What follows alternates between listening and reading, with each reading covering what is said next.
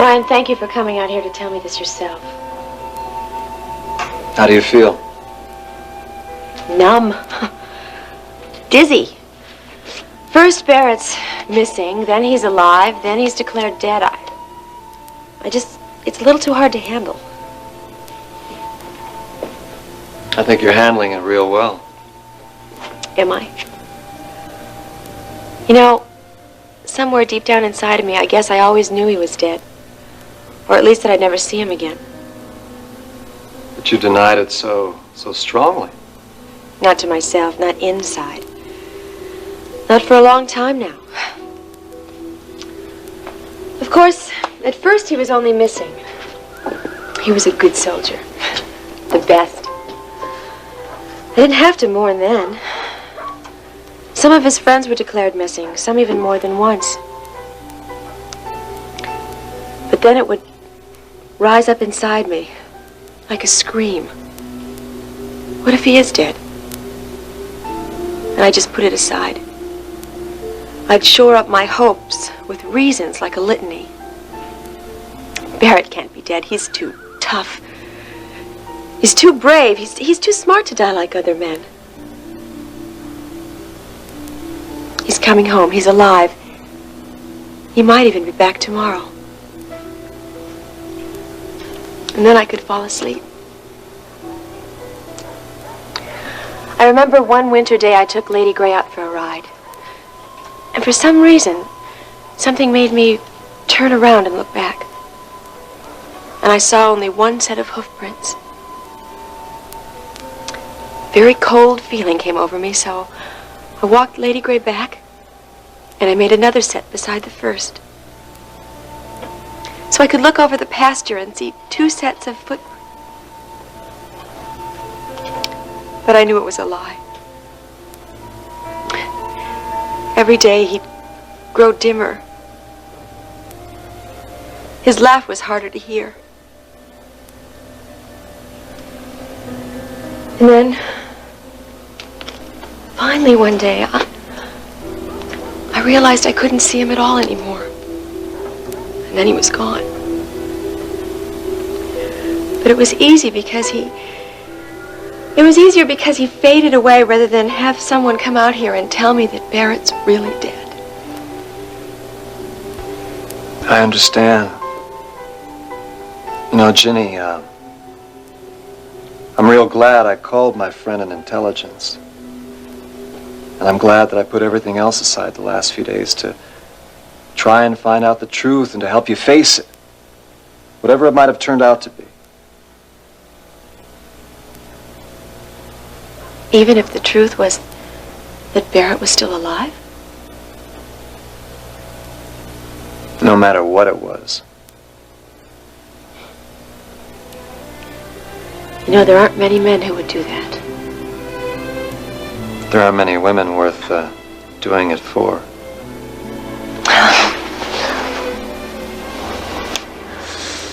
I think you're being a lot more understanding about Barrett than I'm being about Yasmin. No. Now, Barrett belongs to the past. And so will Yasmin once the annulment goes through. And then? And then? There won't be anything standing between us. No past memories, no present problems. There'll be nothing between us. I love you.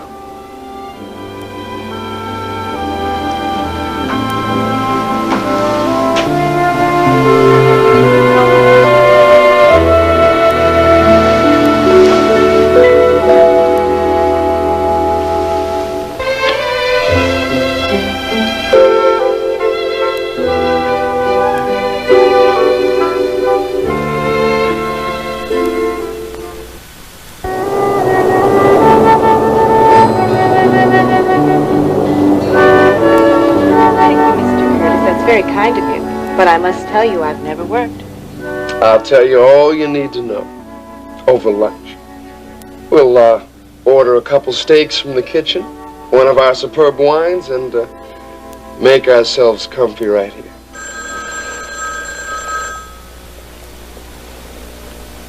Wish you could send a phone to obedience school. I'd better get it. Clipper Curtis. Good afternoon, Curtis. Well, excuse me, it must still be morning in Houston. You're calling from... Wait a minute. Yasmin, do me a favor, babe, and step outside for a minute. Business. But, don't go away. All right. I hope this is good to see. This isn't exactly the best time. I won't keep you long, Curtis. I have a few minutes to spend on you since I have a plane to catch for Houston. Houston? Well, well, well. On behalf of our fair city, to what do we owe this great honor? I have some loose ends to tie up, Curtis. You being one of them. And your tape, that is. I'm prepared to purchase it from you, Curtis. For $1 million in American currency. Purchase it? For $1 million? Come on, Asim. You know it's worth a hell of a lot more than a... Well, all right, sure. A bird in the hand is worth two in the bush. And this baby's been in the bush for way too long. Good. Then I shall see you as soon as I get to Houston, Curtis.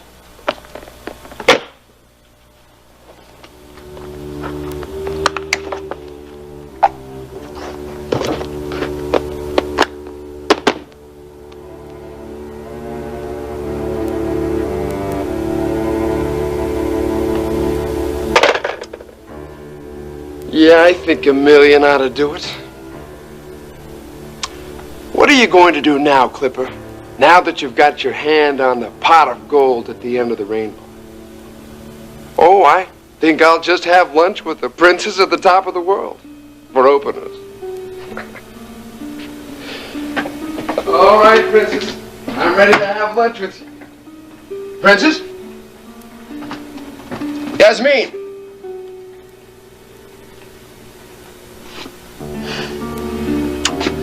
Ah, well, Clipper, you can't have it all. The lady got tired of waiting. Hell, even if she got mad, so what? You can make it up to her later. And if you don't, no sweat. Because no broad's worth $1 million.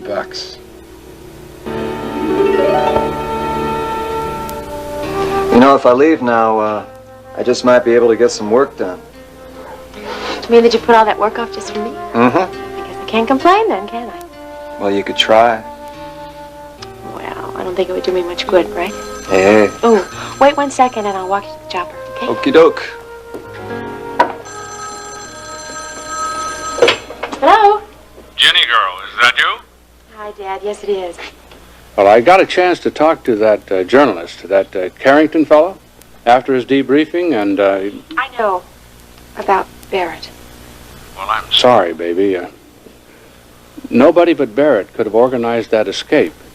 He was a brave man, Jenny. I know. And he saw his duty and he did it right to the end. I just wish he hadn't... Well, we don't choose our duty any more than we choose our family. Barrett was lucky. He knew what his duty was, and he had the guts to carry it out. I know. I know. Dad, can you hold on, please? I'll go now. Call you later. Bye. Bye.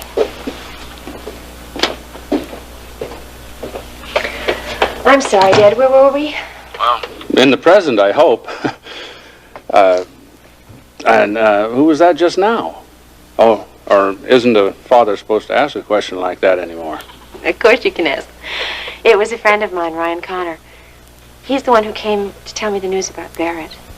Friend, eh? Well, it's good to have friends and family around at a time like this. You should unbend a little, Jenny. Let yourself lean against them for a little while. Let them help you find a little peace in this world, as I hope Barrett has in his. Well, I suppose it's better knowing than not. You've been waiting for quite a while. Yes, finally it is. But don't you worry about Steve and me, Dad. We're going to be just fine. I know you will, honey.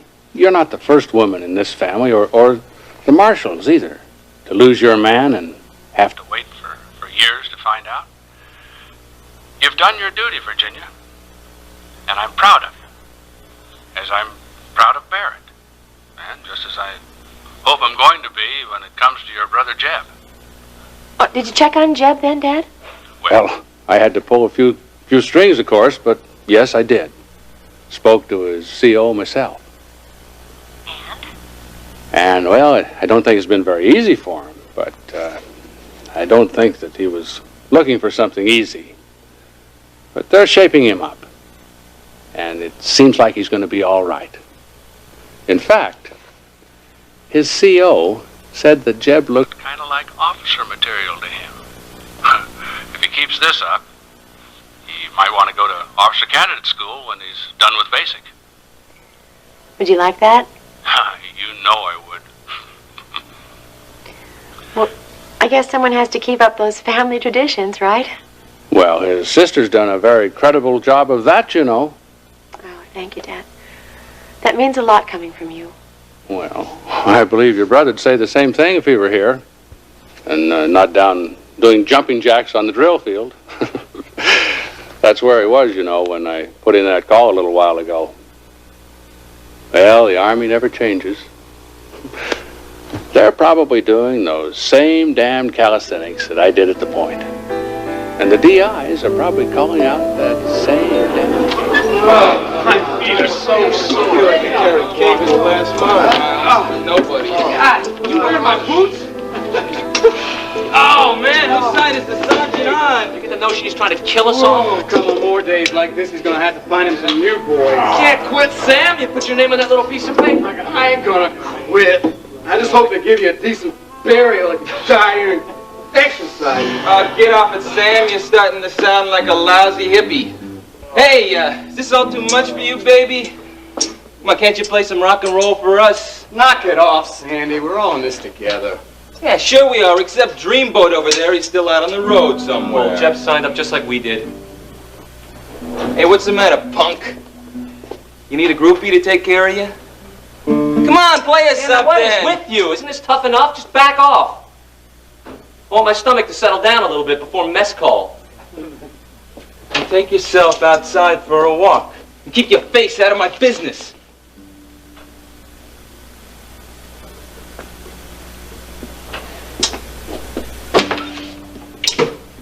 Come on, Frico! Ain't you got a nice, soothing song for us? Huh? Well, I'll write one for you then, all right, pal? What makes life so rough is... There's just one hit, see? We're all stuck here in a squad with a son of a... Oh, yeah! Come on, Yeah, Jeb! Now! man. Get him now! Come on, miss him! Go, Jeb! Get him! Get him! Stick him, Jeb! Get him! Go! Hey, way to go! I never thought you could put that guy away.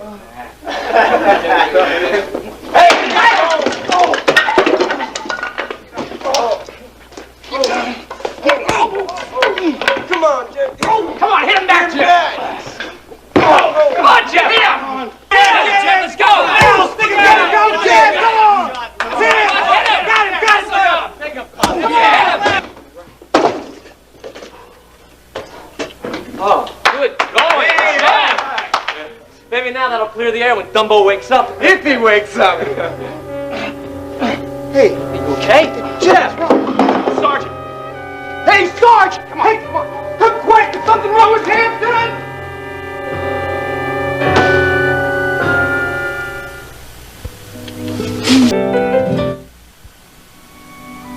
John? John, you in here? Oh, there you are. Hi.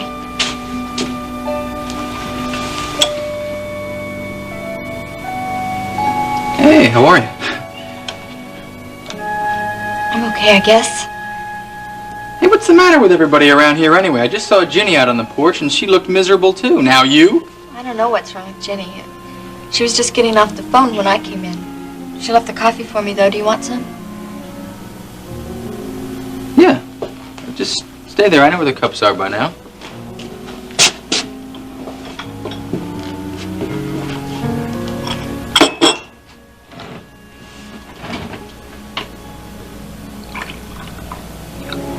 Well, I just wish everyone would stop staring at me. I know my face isn't pretty Hey, now right hold now. it, hold it. I was just looking at you because I haven't seen you in a long time.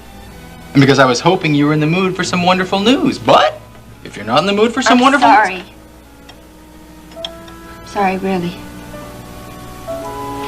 Sure, tell me your good news. All right, it's better. Now, you remember me telling you about my father? Well, I remember that his name was Elliot Carrington, that he's a foreign correspondent, and you didn't know him very well because you were away from him so much, and that he died in Southeast Asia, right? Wrong. That's what my great news is about. You ready for this? My father's still alive. You know, he was in a prison camp in Cambodia. That's why they couldn't find him.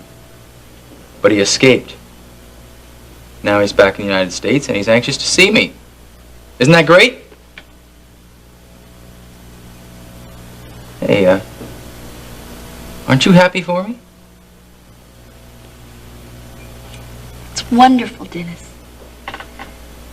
And yes, I am happy for you. You don't look very happy to me.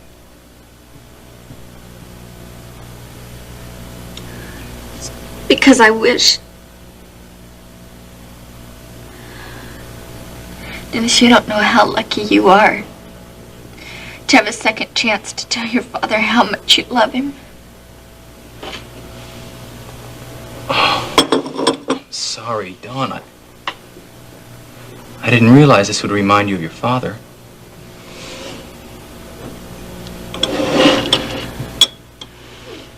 Didn't realize it would remind you of anything else either. Look, I was just happy, you know? I mean, I wanted to share this with you, that's all. I know.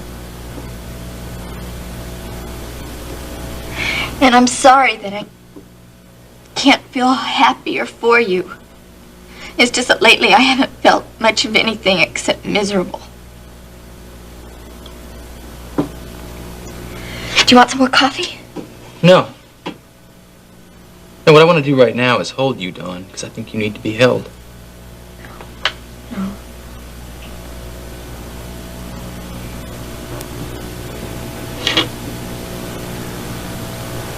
You know, you're looking a little tired. Have you been getting enough sleep? No. I get to bed early enough, but if I do get to sleep, I just keep waking up because I hear noises. I have bad dreams. I can't even close my eyes without being back there in the gallery locked up. Did the police... No, the police haven't arrested anyone. But I'll tell you something. They're going to. And when they find him, they're going to lock him up. I hope so. Or I may never sleep again. I keep wondering why he stopped. If he's still looking for me. Dennis. Look, I'm going to hold you. Dennis, please, no! When? When can I hold you? I don't know.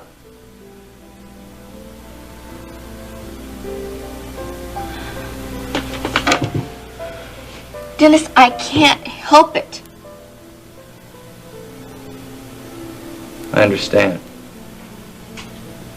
But I want to hold you, and I can't help that. And I can't help feeling hurt when you push me away like that.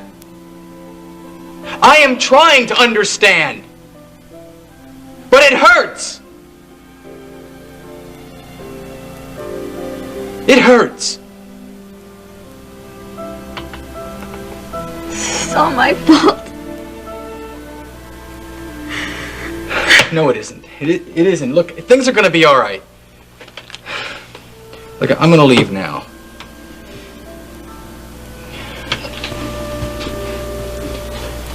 Get some rest.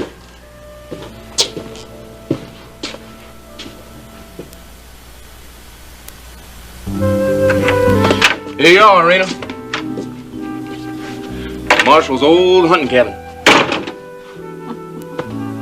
It's old, all right. Not very elegant, but I guess with a little money I can fix things up.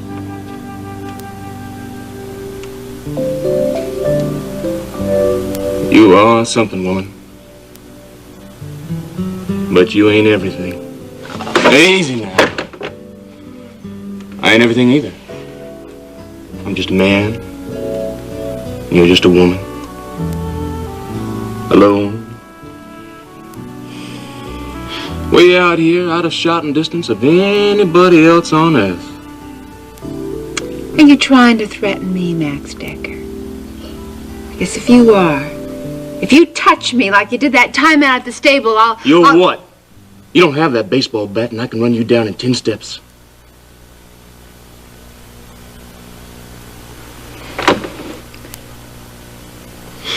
No, I'm not threatening you. Now, see, nothing up my sleeves, nothing in my hands. I just thought, try to get ourselves up on a new foot.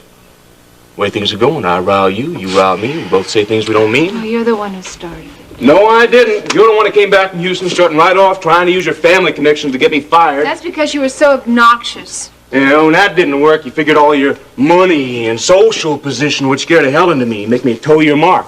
But then that didn't work. And you tried flattery. Well, it made me blush a little bit, but then that didn't work either. Then you started talking about getting violent, baseball bats, woo! Enough to scare a man half to death. And what are you acting like that for?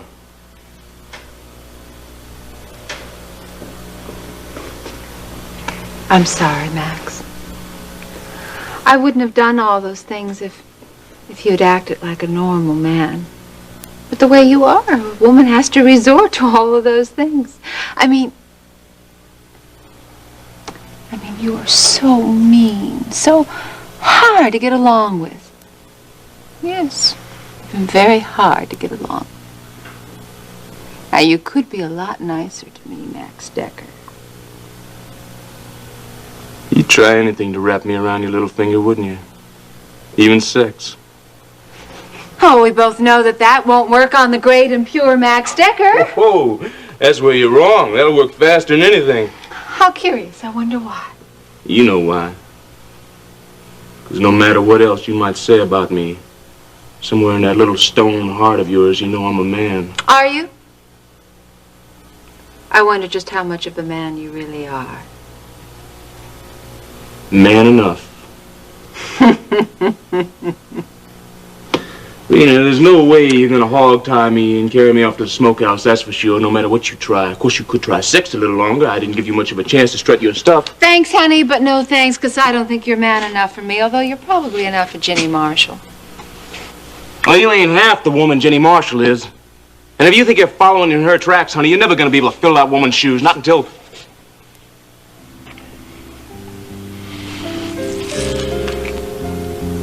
until you get yourself under control. And that's good. That's real good. Now, you ain't bad. If a man ain't used to much. What? Cat got your tongue?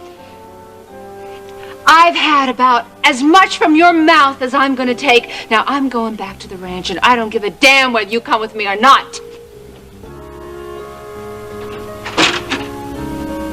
Wait up, you crazy woman. You don't even know the way back.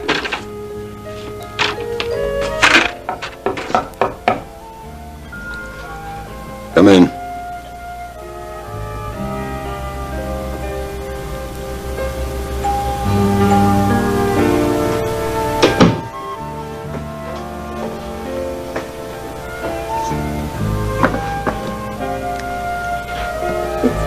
Is it to say you're going to leave than it is to actually do it, you know?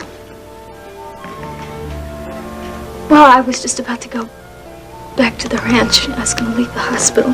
So you came by to say goodbye? No. I came by to see if you changed your mind. Please tell me you have, Kevin.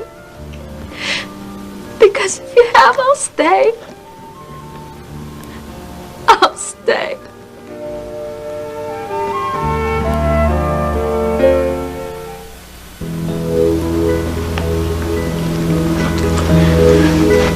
Oh, Courtney, Courtney.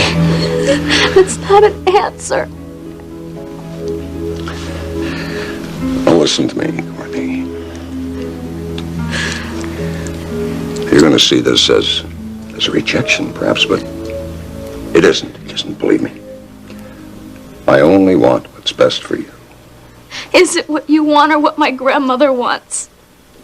Does it make any difference? We both want what's best for you. Don't you think she does? Oh, sure she does. In her own way. But that's her way, Kevin, not mine. All she's looking at is how things look on the surface. The scandal of her granddaughter carrying on with a married man. Don't you think that's important? Don't you think that matters? I'm just saying what matters is... What's important, Kevin, is the way that you and I feel. And I don't feel like I've done anything wrong. And you don't feel old, do you? No, when I'm with you, I feel like... Well, we both know how we feel. Courtney, it's just that your grandmother... Well, she wants us to test those feelings. I don't need to have them tested! Courtney, the divorce will be through in a few months. It really isn't that long. And in the meantime... I'll be miserable away from you. Courtney, please try to understand. It's better to be... Well, it's better to spend a few miserable months, I suppose, than make a terrible mistake. It's not a mistake. It could be. It could be. It could warp years. It could spoil your entire life. I don't care. I do. Please understand that. I do care. Now, I feel young, yes, of course. But I'm old enough to know how important your future happiness is. And I'm strong enough to see to it that you damn well get it. Courtney, please understand. My desire to be with you is strong. The only thing stronger than that is my desire to see you happy. With me or without me, one way or the other. I can't be happy without you. Why do I feel like we've said this before? Courtney, please. Please, we've been through this. Please understand now. And remember that you've already promised to go back to the ranch, okay? Okay. I'll go back. For a while, because you asked me to. But I don't consider the issue closed at all, Kevin. Because if you ever change your mind...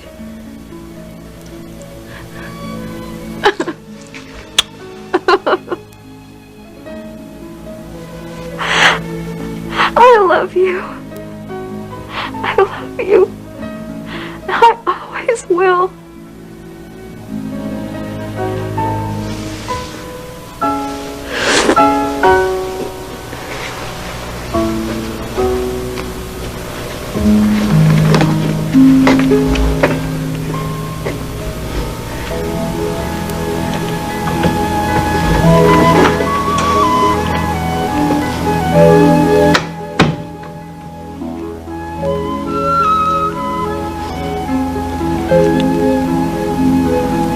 I love you, Courtney.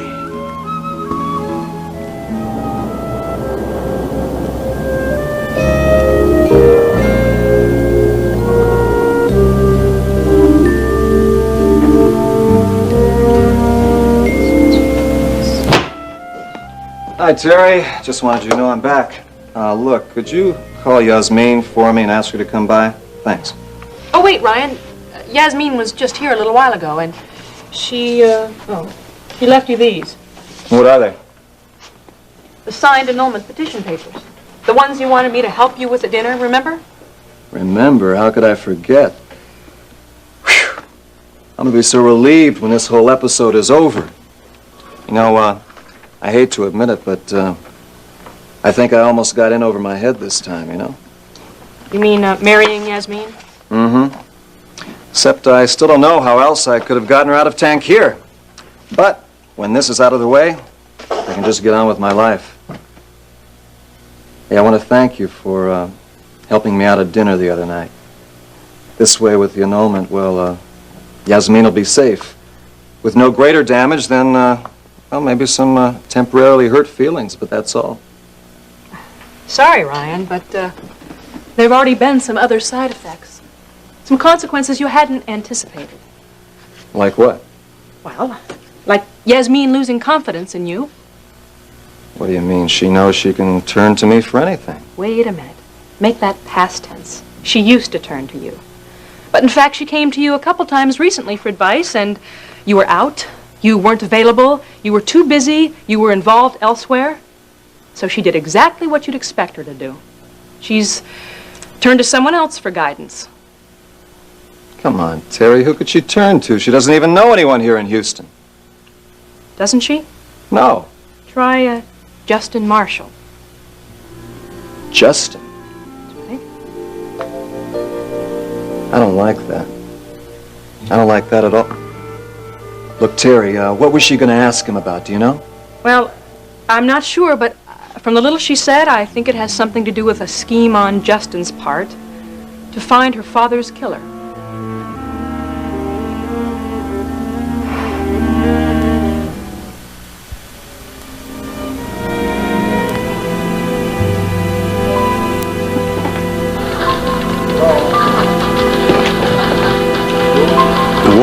Have ears. I know it was like that in our palace, too. Was it like that at the top of the World Club? Clipper Curtis's office? Well, let's just say that he got a phone call and he asked me to leave the room. Of course you did, but of course you left the door open. Oh, but of course. Just a little bit. Just enough to hear something about Houston and $1 million. That's all I heard. That's enough. We got him. I was right in guessing that Clipper Curtis had taped something incriminating about Colonel Hassan.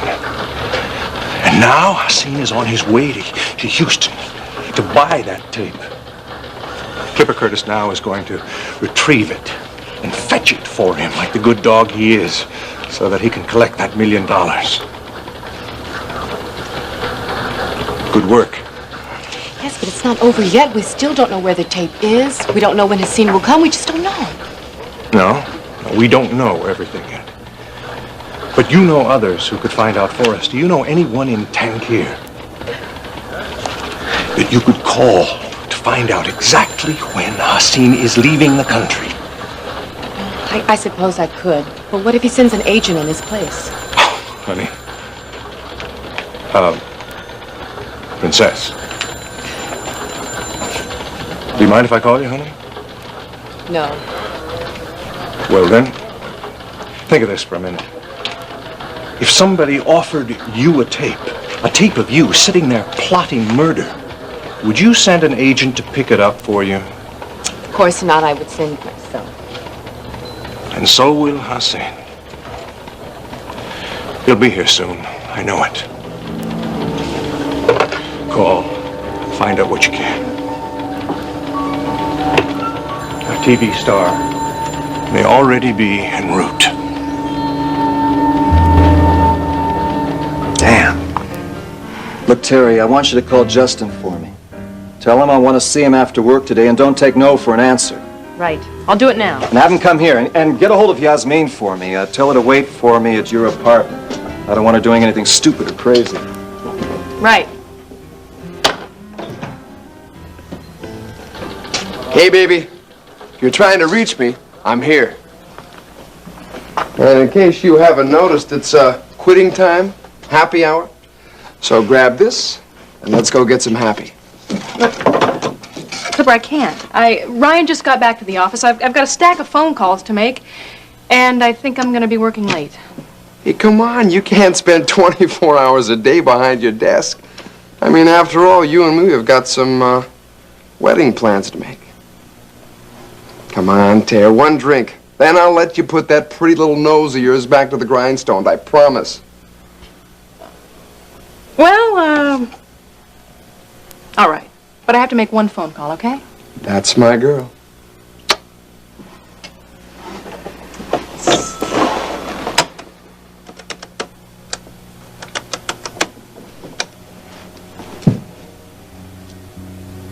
Yes, Justin Marshall, please. Mr. Wheeler's office calling.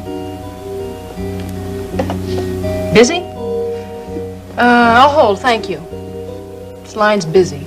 That's okay. I'll wait. Yes, operator, I'm still holding. Yeah? Me too.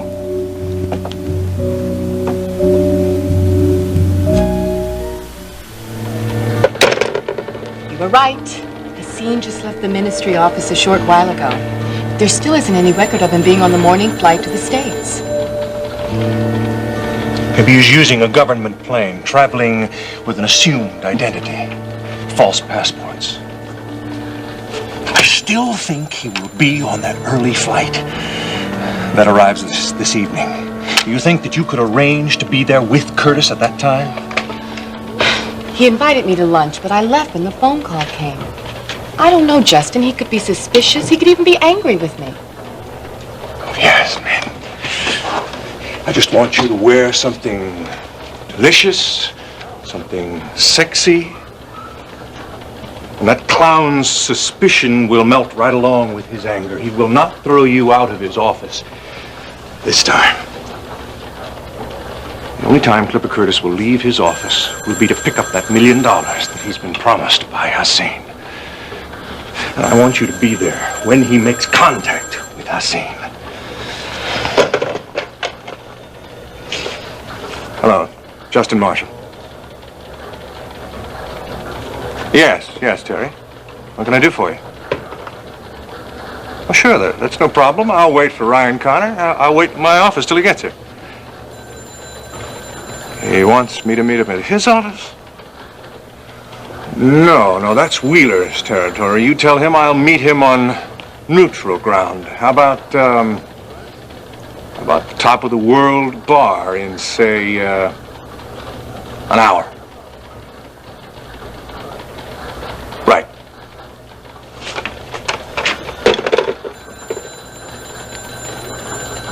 Yasmin, just for the record, you didn't happen to tell Ryan Connor anything about our little plan, did you? No, I didn't tell him anything. Then he doesn't know anything, huh? Good. Good.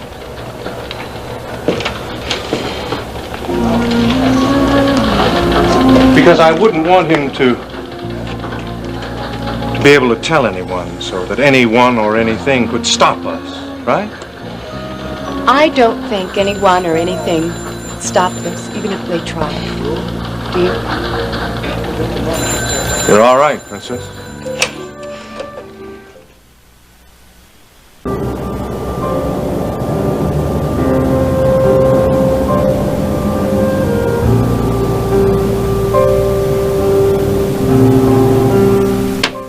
No, Justin, I really don't think that's what... But it's not a social occasion. Ryan wants to talk with you. Oh, all right, Justin. You always get your way, don't you? Yes, I'll tell him. If you'd asked me, I could tell you how to deal with that loon. Doesn't matter. You're right. At this time of day, nothing matters but a wedding and the old whistle. You ready to go? Almost. Just a minute, okay?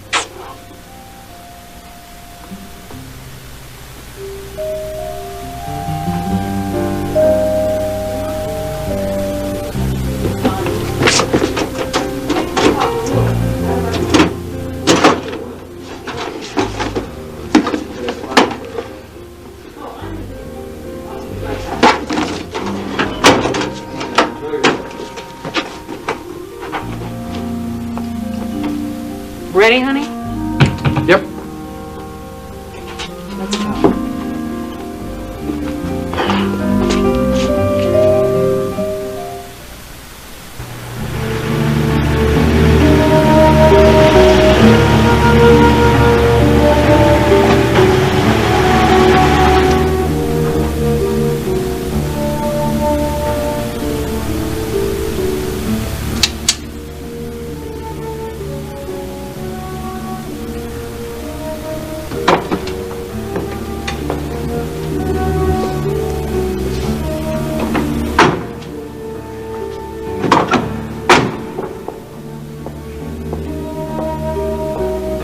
Excuse me. Can you tell me how I can reach this firm's office, please?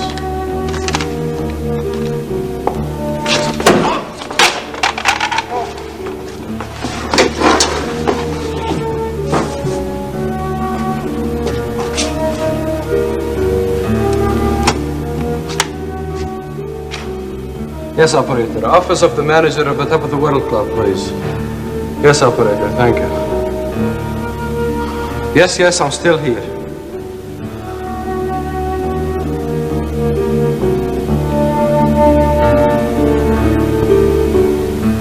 Here we go. White wine for the lady, and white wine for the gentleman. Thanks. You want to taste that? See if it's dry enough? It's fine, thanks. Can I get you folks a cheese plate? You can get back to work, right?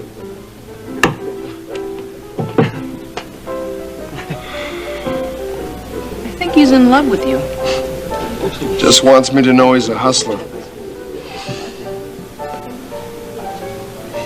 Oh! I forgot. There's an important phone call I was supposed to make. Excuse me, baby. I'll be right back. Oh, no, you don't. Hey, baby. Important business. From now on, I'm the most important business you've got. Or at least that's what you told me. You trying to take it back? No, baby. That was gospel, but I mean... But nothing, then. Clipper, you invited me up here for a drink, and I stopped what I was doing for you, so you can just stop a while for me. Anyway, I have to get back in a few minutes. Hey, I'm sorry. But this is important. I mean, deadline stuff. If I don't make this phone call, the deal's off, and I'm out big bucks. House buying bucks, baby. Clipper, why didn't you do it before you came to get me? I told you, I forgot. Now, it won't take a minute. Go ahead. I'm leaving, too. Wait a minute, where are you going? Back to my office. Why should I hang around here by myself? Because I'm coming right back, that's why, just like I told you. Don't leave, baby, please. I mean, I want you waiting right here when I get back. Clipper, you can't treat me like this. You think I have nothing better to do? Why are you making such a big deal out of this? I mean, we're talking about 2 minutes. Promise you'll wait for me?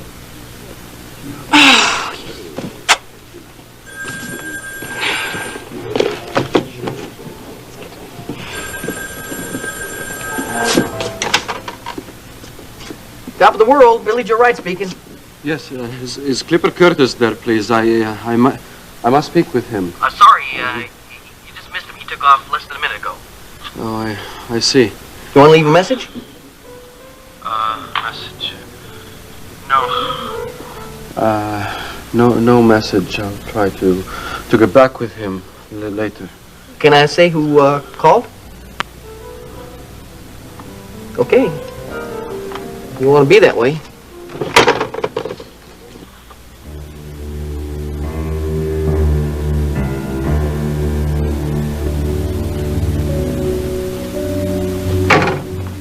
Ryan? Yes, me. How are you? I'm fine. How are you?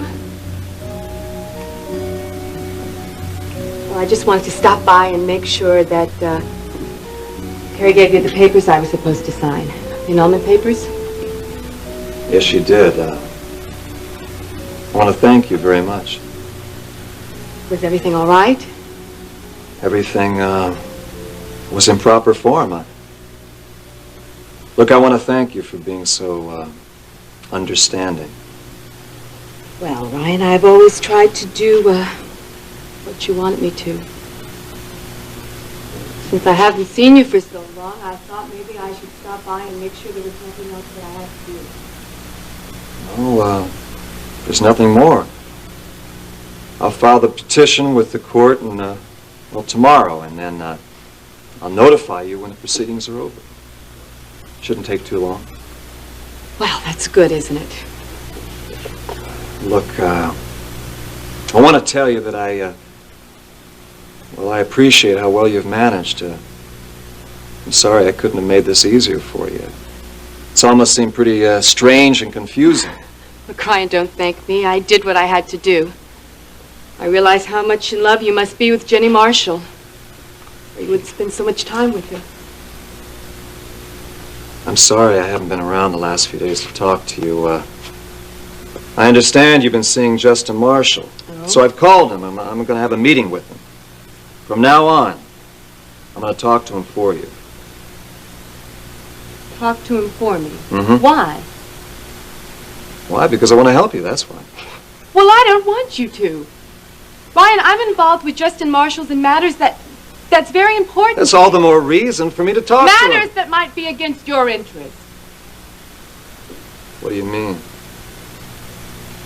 Look, I'm sorry. I've said too much already. Goodbye, Ryan. Yasmin, wait. Wait! Ryan! Look, all I want is happiness for you. Happiness for you and your new bride.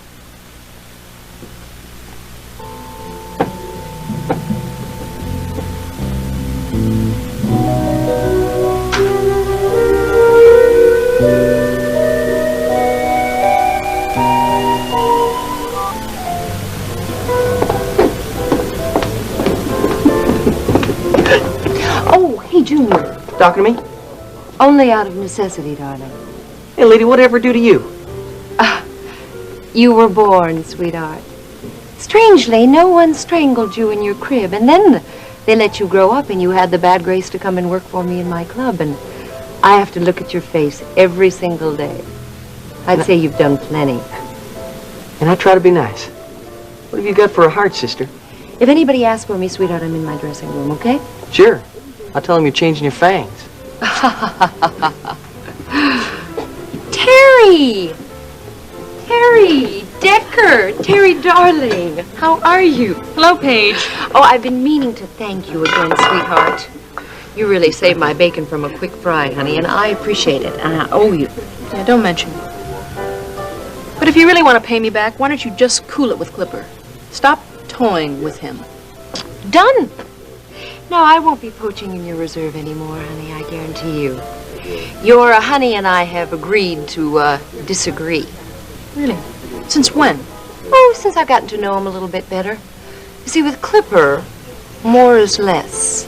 In his case, less brains, less cash, less just about everything my heart desires. Oh, really? Yes. I bet you're planning on charming one of those old coots that comes up here into marrying you. I don't just want my cake, Junior. I want to be able to eat it, too. Actually, I've just come from a meeting with my current object of affection. Meeting? And while he isn't rich, he's very well connected. Very well. You better be connected into an oxygen tank so you don't suck the breath right out of him.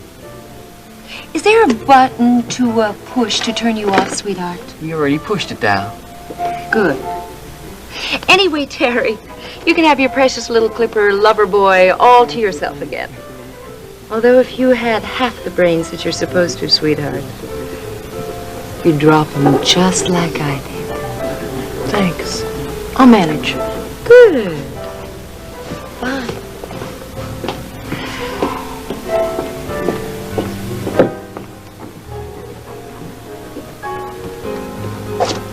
Don't pay no mind to her here.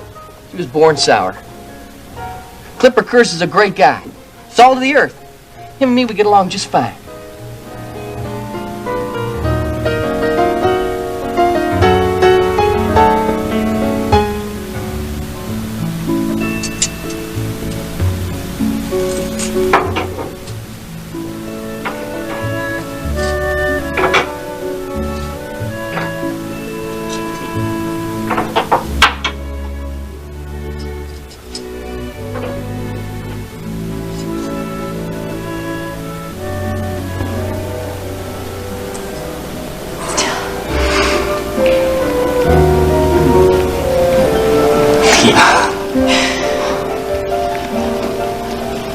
Did you see it?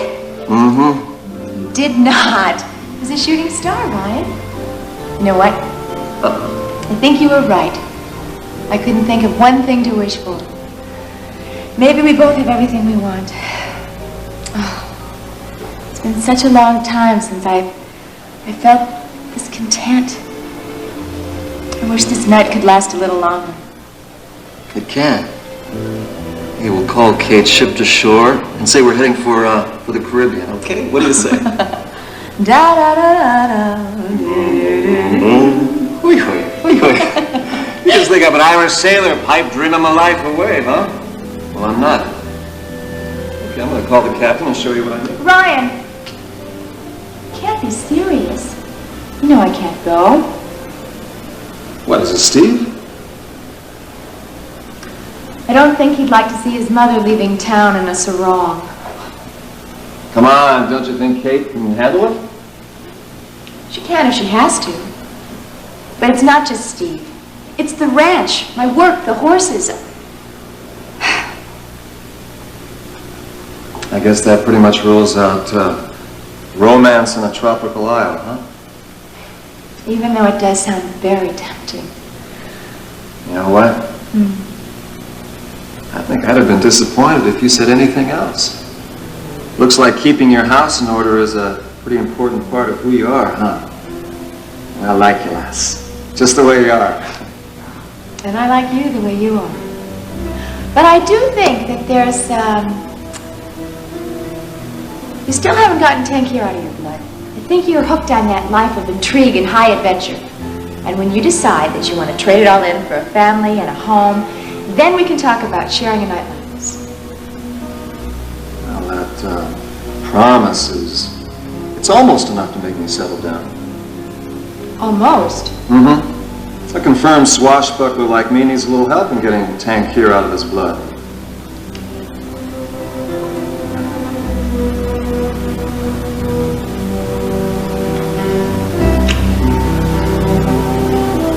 I think that helped.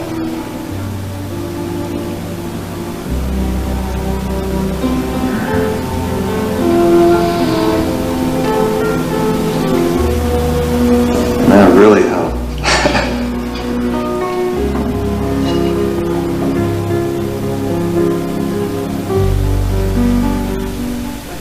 Set a place for Rena cook. I said I might as well set a place for Rena. She went riding out with Max to see about the little hunting cabin with an eye to buying it and fixing it up for Stryker. Is Stryker out of the hospital yet?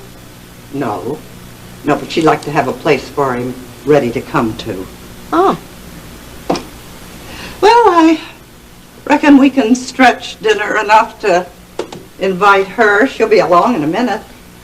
Kate, we certainly have plenty of dinner, but I don't think that Rena's going to want to stay. Now, Jenny, she's not as much a city girl as she looks to you. I meant Courtney's here. Oh, thank the Lord. I haven't seen her. Well, she hasn't been in a very talkative mood. She took her stuff and went up to the room that she and Dawn used to share. I haven't heard a word out of her since. Well, I reckon I ought to go visit her. I think that you better let Courtney make the first move. Bad as that, huh? Well, she'll come round. She hasn't much choice. So resentful, hurt. I think she feels a little bitter towards you, Kate. Well, that may be. She can have any attitude she likes. That's her business. Mine was to see that she did the right thing. You mean to break up the relationship between she and Kevin Cook? Yes. It wasn't wrong of me to do that. Get her out of that mess she got herself into. You know, what's a grandmother for if it's not to see when they're in trouble and to help them out of it? Well, I'm going to stay out of this. It's between you and Courtney. It's just that I would suggest that you let Courtney make the first move toward friendly relations. I'll go along with that. I know Courtney. You know, when she was just a little tyke, I almost never had to lay my hand on her. When she come to visit, she was just as sweet as an angel. Quiet, well-behaved. And then there were times when she was the worst of the lot. Stubborn as a mule. You know, she was even worse than Justin. And then I'd have to discipline her. 'Cause Michael wouldn't spank his babies, especially his girls. He just couldn't bring himself to. You think that Courtney came home because you were the one who used to spank her? No. Courtney came home because I talked to her doctor friend who made her realize that coming home was the place she should be at this time. Oh, now I see. Well, the least I can say for Dr. Kevin Cook is that he has a sense of shame. Oh, Kate. Kate, you're a dangerous woman. Oh, no, I'm a peaceful woman, but I can get riled. Jenny, I've done all I can, all I have the power to, and it may not be enough. You know, you can slap their hands away from the fire, but you can't give them wisdom. That's the Lord's work. You better answer that, honey.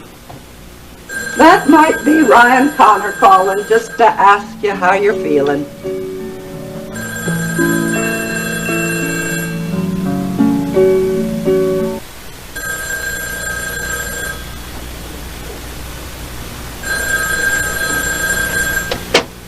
Hello?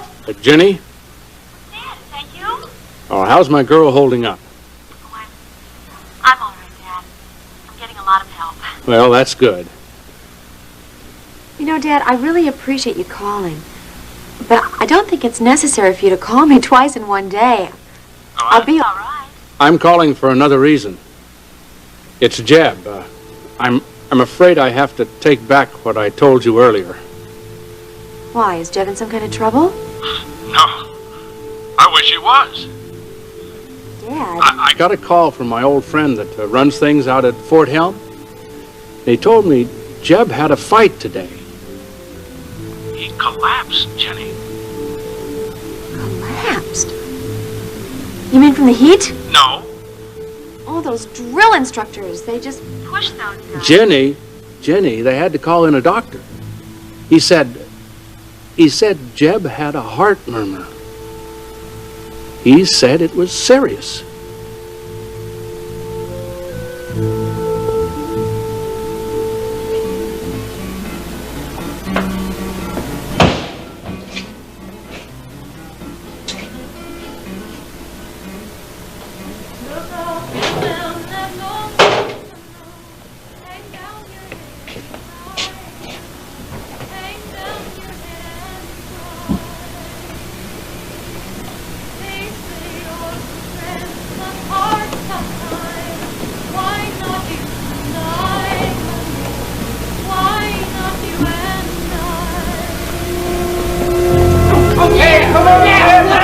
I'm afraid my findings aren't good, Private Hampton. You seem to have an abnormality in you.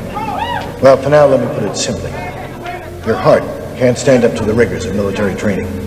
Perhaps due to a disease during your childhood, a fever that may have seemed insignificant at the time. I can't be sure. I'm sorry, son. I intend to recommend a medical discharge and to question the physician of record for your admission physical. This is a condition that he should have uncovered. You should never have been inducted into the Army.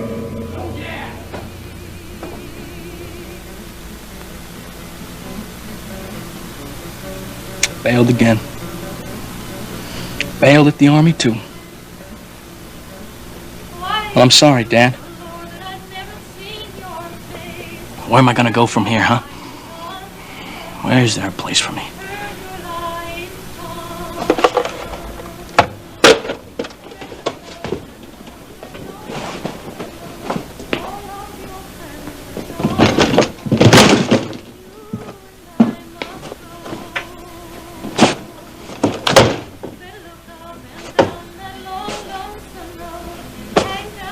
Okay, Dad, I'm going to give Jeb a call.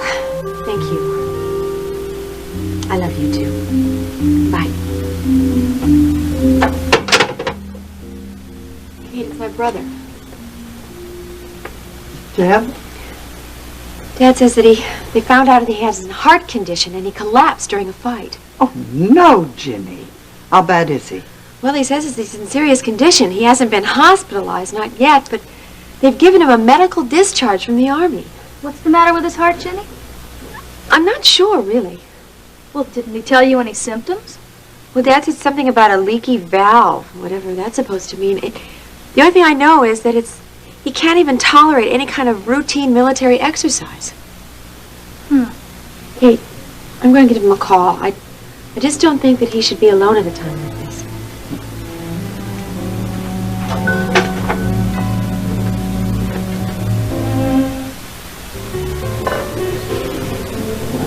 Billy Joe.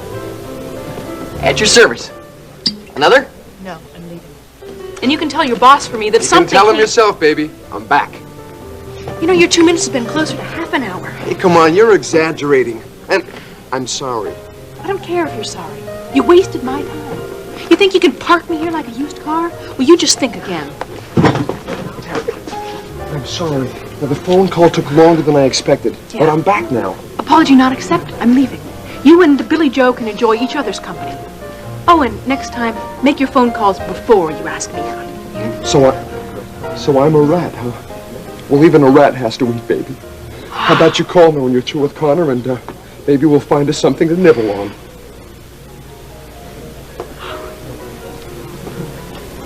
Oh, Terry, gosh, don't you look beautiful? Oh, thank you. I have a business meeting. Good luck. Thanks.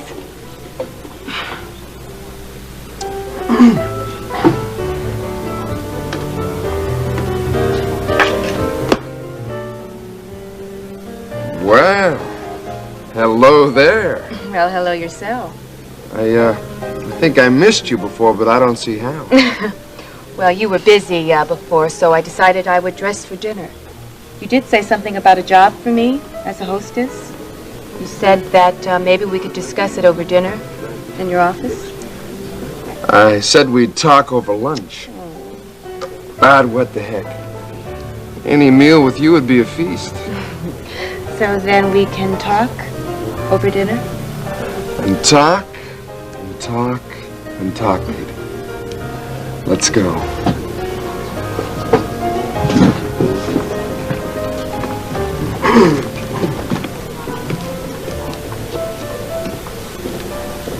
Man, oh man, wish I was an ex-jock. Miss D thought Paige was competition.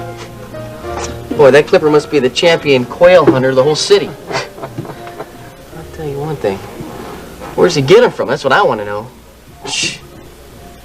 I'm as good a shot as he is.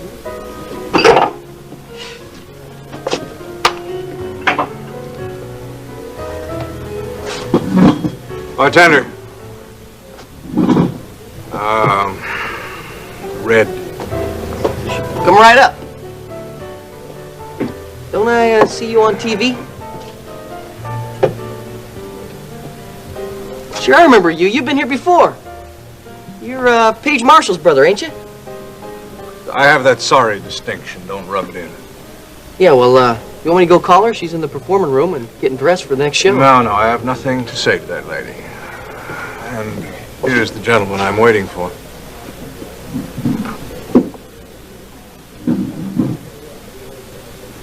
Hey, you need anything, you just call me. I understand you've involved yourself with Yasmin. Oh, it's nothing on a personal basis. If that's what's bothering you, your territory is inviolate. I guess you know that our marriage was pro forma, so that's really not the issue. Look, Yasmin's young and impressionable. She's very hurt right now. I didn't hurt her. I won't hurt her. I want to help her. You can't object to that. Yasmin and I are working on a project of mutual interest. Oh, really? We're setting a little trap for Clipper Curtis. I thought that would interest you. Suppose you tell me what the two of you intend to do. I told you. She's the bait. I'm the teeth. I think you just moved right out of your league. No, Connor. I was pushed out of my league. Out of the league that I chose. I was a very happy man, Connor, very content to push around a few tons of steel around a racetrack. At one time. Till I got a phone call telling me to come home, bury my father. Look, I know about your personal problems. I'm sorry, but you're going to be endangering Yasmin. She's willing to take the risk. She, too, had a father that was murdered.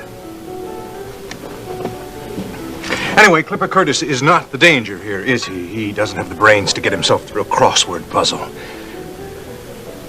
And it isn't my league that you're worried about, is it? It's just that you get a little nervous when I start playing in your ballpark. Yours and Uncle Alex's. You really have gone off the deep end. What's any of this got to do with Alex?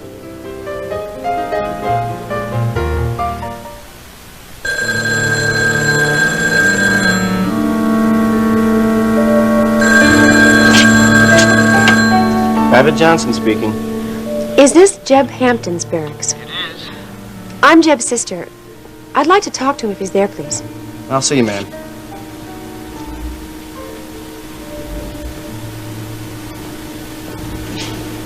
It's a tough break, son. A tough break. You'd have made a fine soldier, an officer even. But I'm sure some other career will come along that's more suitable to someone of your abilities. Jeb. Phone's for you. I don't want to talk to you, but... Hey, man, it's your sister. Jenny? No. I want to talk to her. Tell her I left. I'm moving on. See you later.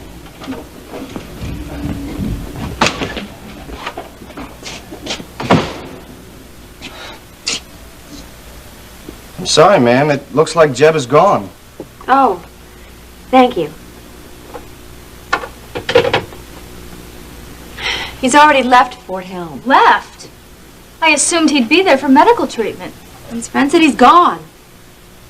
Well, I know how upset he must be, but from what you've told me, it might be a condition that surgery can correct. Look, Jenny, I really believe that with good medical care, he's got every chance in the world. It's not what I'm worried about. What is it then? It's his state of mind, Courtney. Even before he joined the Army, Jeb was kind of on the edge of desperation. He wasn't using the military as a career, but sort of as a refuge. Well, he picked a pretty tough refuge. Probably for that very reason. I think he thought the military would help him work out his personal problems, or forget them. Probably that. I know that it wasn't a very good reason to sign up for the Army, but now... I don't know. I mean, I can understand someone wanting shelter, but sometimes it's hard to know whether the shelter you found is really a refuge or a... A refuge isn't necessarily a featherbed, Courtney. It still requires some self-control. Oh, come on. I've heard all this before. Well, hear it again. It's obvious you didn't listen. It's not too much to expect of a decent human being. Or do we even disagree about that?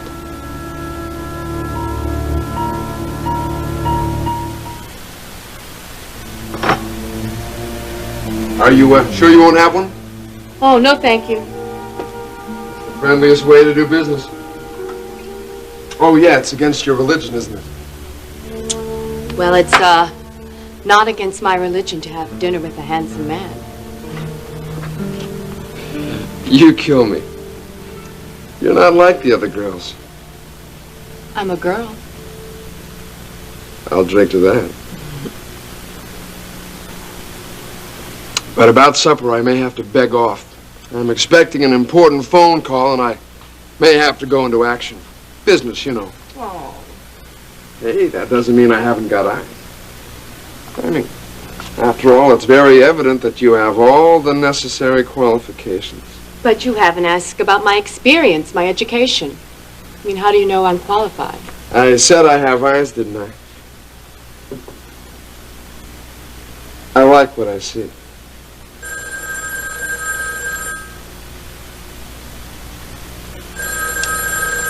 We'll get back to the interview later. Clipper Curtis. Curtis, I'm in the garage. Get down here immediately and bring the tape. You have the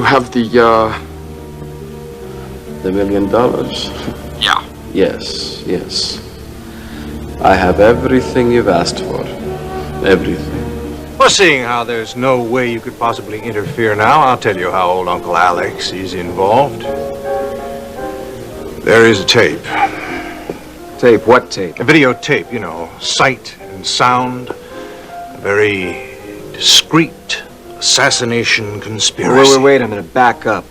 Unless you're making this up too fast to fill in the holes, right? Well, that's right. You haven't been around that long. Then again, old Uncle Alex wouldn't have told you anyway, would he? Clipper Curtis had this whole place bugged with videotape recording equipment. We know that Clipper is too dim to have used it for his own purposes. I mean, it wouldn't even know what to do with them. That's why I know he was recording those voices for Alex Wheeler. Which indeed explains why in this city, Wheeler never seems to lose. He knows everybody's business. What are you talking about? You know, you're so filled with hate for Alex, I don't even know where you're coming from. Am I? This whole club was bugged with microphones and cameras, and they all led right back to Clipper Curtis's office. I still don't know what you're talking about. And listen. Listen very closely. You know, Connor, I think I know more about your uncle's business than you do. I'm listening. Can you prove it? No. No, but I came very close. I had a TV camera in here the other day. Somebody tipped off Curtis ahead of time. He deep-sixed the whole operation. There was nothing left around here except some wires and dead lead wires lying around. In other words, you didn't prove it. No. But I'm about to. How? Simple. Criminals sometimes leave clues. In this case, videotape cassettes. There's bound to be a few of those lying around here. One in particular I think would interest you just as much as it interests me. After all I need is one to prove that Alex Wheeler has had his hold on this city for years. Oh, there is a tape, Ryan. And today is the day that... Justin, it happened. Already. What happened? It's all right, you can talk. I was in Clipper Curtis's office. The phone rang. It was a scene. I know it was a scene by the way he was acting. He was so nervous. That's all right. That's all right. Hold right on. We'll follow him when he comes out. He'll lead us right to the tape. He took the elevator in his office. He's not coming down this way. I knew about that elevator. Why didn't I think? I don't know where he was going, but wherever he was going, he said it was only going to take him a few minutes to get there. Was he carrying anything like the tape that I showed you? Anything in his hand? With him. And he's going back to the office to get that tape. Put this on my tab.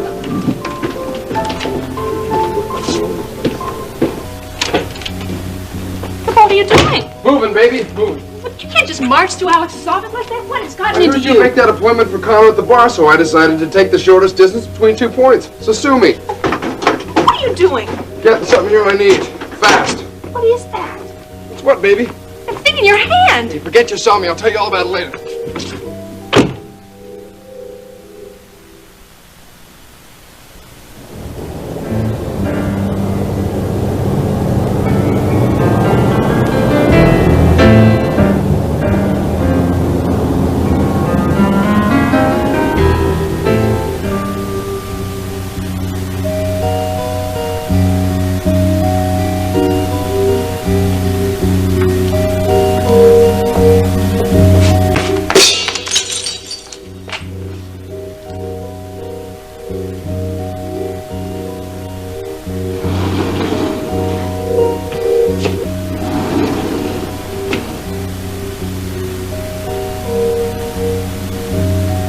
see?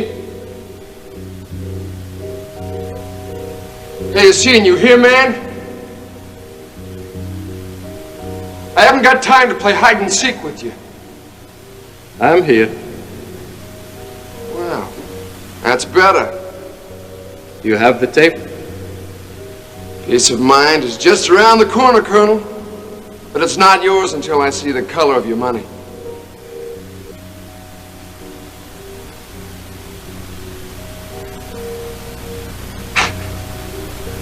Too many old movies, eh, Colonel?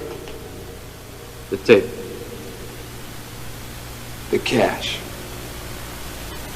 It's all here, Curtis. Right here.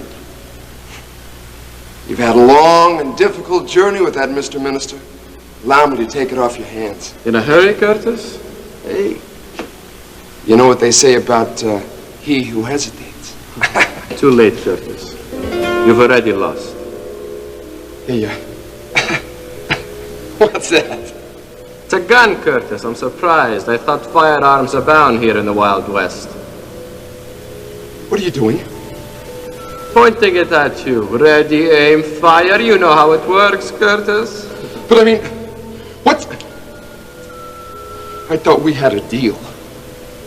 I'm merely changing the terms. It's just that lead is so much more practical as a means of exchange. You know, a little lead rather than a lot of gold. Hey, wait a... Take the tape. That is the idea. No, I mean take it. Forget the $1 million. Forgotten, Curtis. For a man that's always one step ahead, you seem to have fallen embarrassingly behind. No, but I mean, if I give you the tape, then there's no reason to shoot me. You do yourself an injustice, Curtis. I can think of lots of reasons. You know information that would imperil the Tangier Revolution. Never mind my own cabinet post. Curtis, you should be happy to die for the sake of Tangier.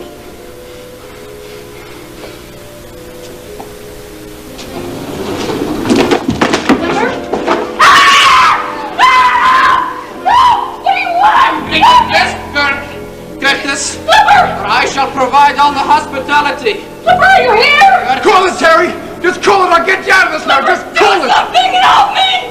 Please! Flipper, please!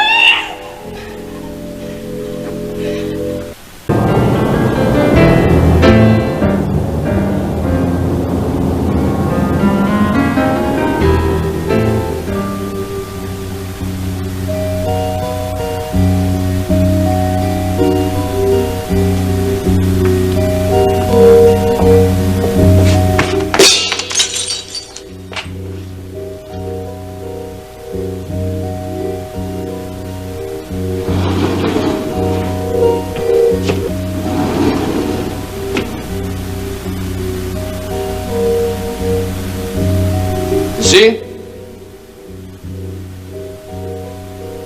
Hey, you see and you hear, man? I haven't got time to play hide and seek with you. I'm here. Wow, that's better. You have the tape? Peace of mind is just around the corner, Colonel. But it's not yours until I see the color of your money.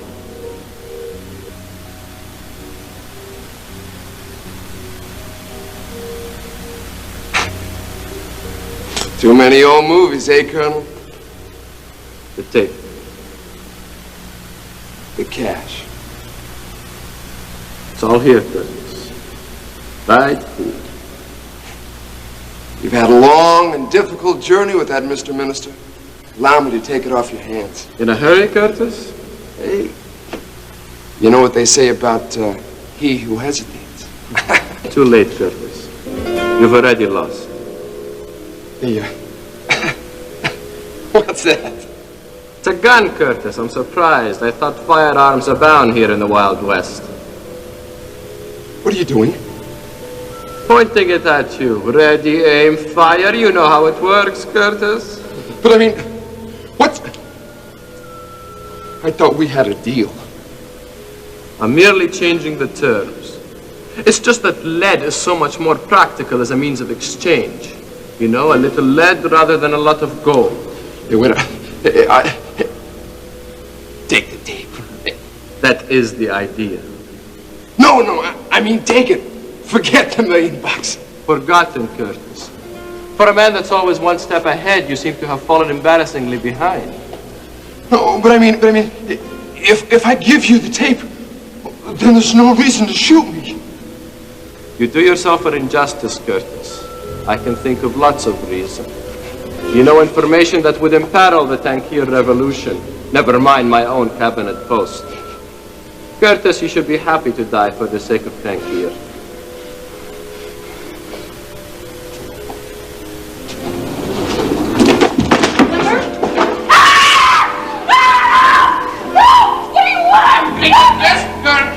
Curtis! Flipper! Or I shall provide all the hospitality. Flipper, you're here! Call it, Terry! Just call it, I'll get you out of this now! Just call it! Something help me! Please! Flipper, please!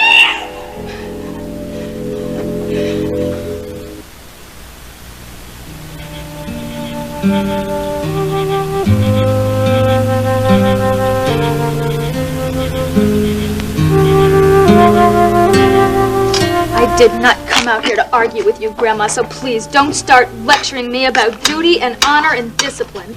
You use that tone of voice with me, Courtney. Do you a lot of good. You pay attention to those words a bit and the meaning behind them. Talk like you invented those words, Grandma. I'm a doctor. I think I know just a little bit about discipline and duty, too. I know it's my duty to live my life the way I decide to. God's 7th commandment has a little something to say about the way you're carrying on in relation to your duty to yourself. I'm not committing adultery, Grandma. For all practical purposes, Kevin and Rena aren't even married anymore. We're not talking about practical purposes, Courtney. Nor are we talking about making life convenient. What we're talking about is how to be a decent, moral person.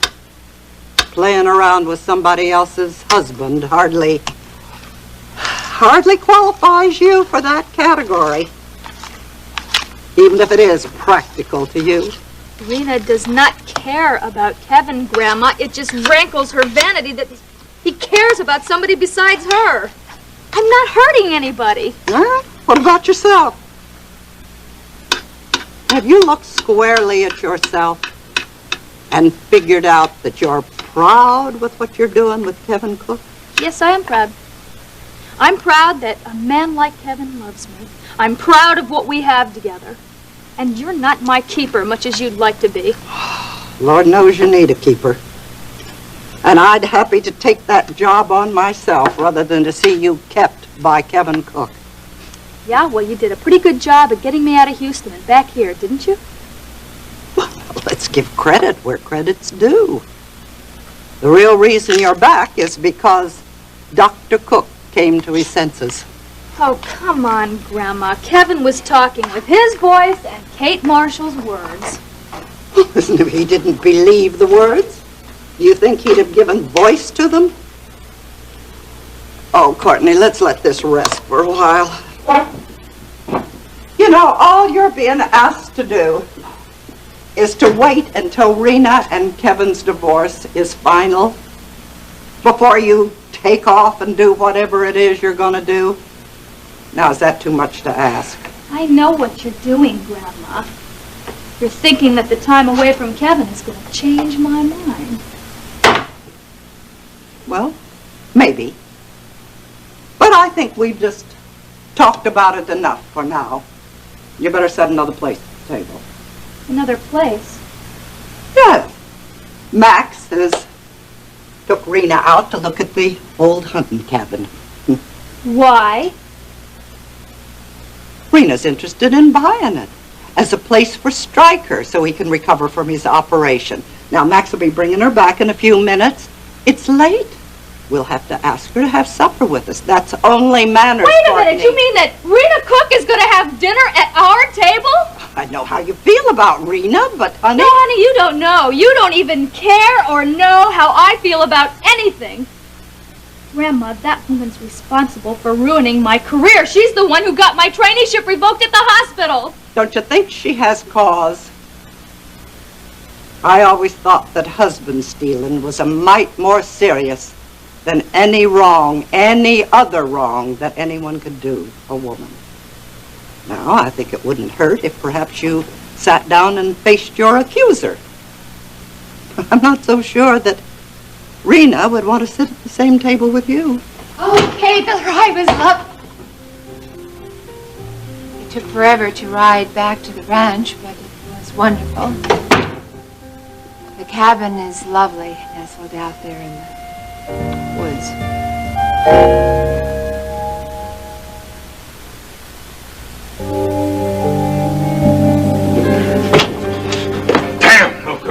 Would you tell me what's going on? Look, when Clipper Curtis got the phone call from the scene, he acted very strange and nervous. He took the elevator and we thought maybe he was coming here with me. Wait a minute. Something doesn't jive. I mean, Lassine knows he's finished if he's ever set foot. He's finished if he doesn't. Well, he barely got out last time. I mean, why would he come back? After all, he's no fool. Anything but. That's why he's here. Explain, Marshal. I told Lassine that I had a special slated for KVIK, some new information about Sheikh Zaydi's assassination on tape. And he fell for it? That was the test. I told him Curtis had come to KVIK to peddle it. Hassine would believe me only if he knew that there already was a tape, and already if he knew that Clipper Curtis had tried to peddle it to him before. Hassine is here to buy that tape himself. No, if Hassine's here, it's to dispose of Curtis. Hassine's here to get that tape. That's all he wants. No, if he murders Curtis, then there's no one to report the transaction. Believe me, I know the man. Look, there's a security man assigned to guard the garage entrance to Alex's elevator. Now, I'm calling building security. If Curtis is in the garage, we'll keep him from leaving. Hey, I got a deal for you, see? No more deals, Curtis. This is a new game. We have upped the ante, and now it's my deal. Now listen, Lassine. The tape with the lady. What are you talking about? Hang on, baby, Yeah, get baby, you out. hang on. Your Curtis is good to the end, which is nearly upon him. No! Hey, let her go, huh? Hey, I told you you're already saving yourself $1 million. Well, I don't Hey. talk about it. I understand, A Clipper. tape that your Curtis regrets seeing and $1 million that he will never see. You had better cooperate, baby. And you, Curtis, the tape now. Take it easy. Now let her go. Let her go. Clipper, help me! Clipper! I'm so glad you like the cabin, Rena. You know, selling it to you and Stryker's just like keeping it in the family. I'll be happy to work out a fair price for y'all. Thank you, Kate. Yeah. Now, why don't you stay and have supper with us? We've set a place for you, and then after supper, we can work out the terms for the cabin. Kate, you know that the Marshalls have always been my second family, and I wouldn't want anything to change that ever. Now you know all us But I'm Marshalls afraid feel- that sitting down to supper across from that adulteress who messed around with my husband is just where I have to draw the line. Now, Rena, you have always said that the Marshalls were your second family. Now, the only way I know to mend a family rift is to get the two of you to look square at each other and give this matter a proper, peaceable airing. Now, I don't expect you to end up like two sisters. That'll come later. But it'll give us a good start.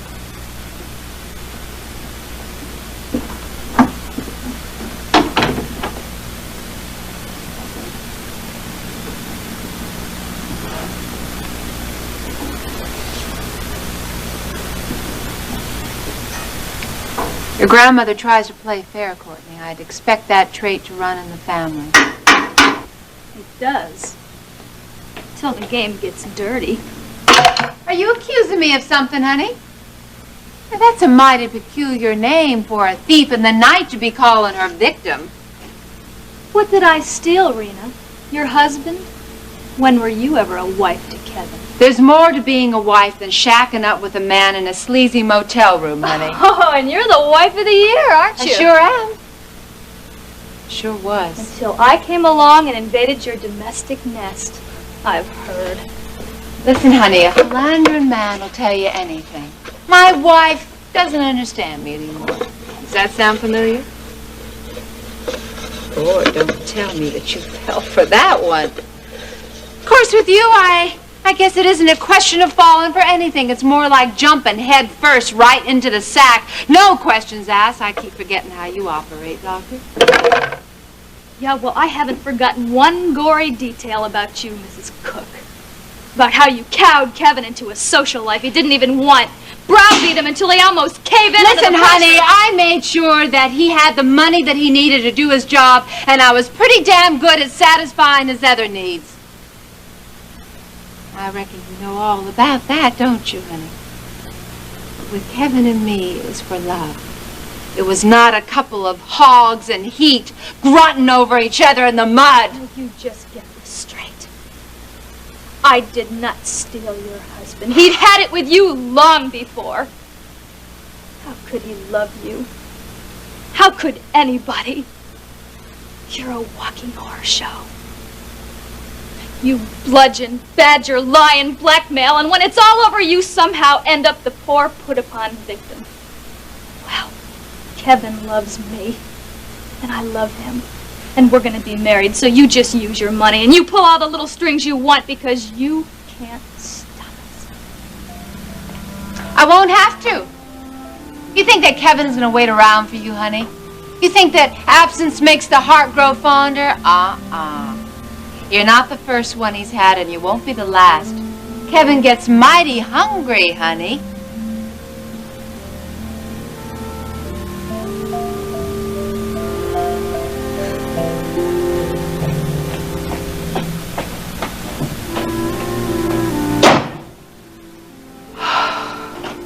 Hey, Rena, make a deal with Kate yet?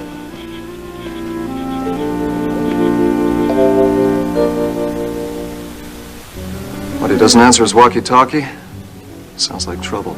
Look, call the police, but get your own men down there immediately. Tell them to be careful.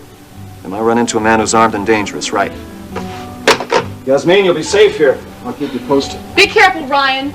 I'm coming!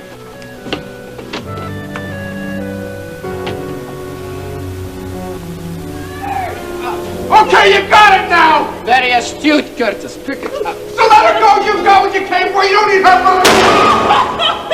I might confront certain problems en route to the airport.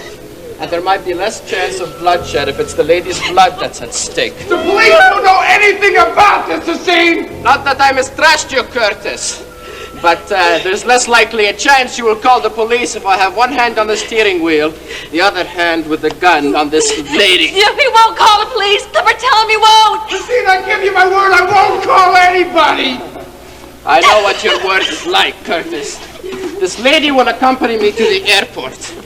And should our travels be interrupted, you will have to clean her face off one of the freeways surrounding this... Look, I promise you, I take the tape. Look, oh, God!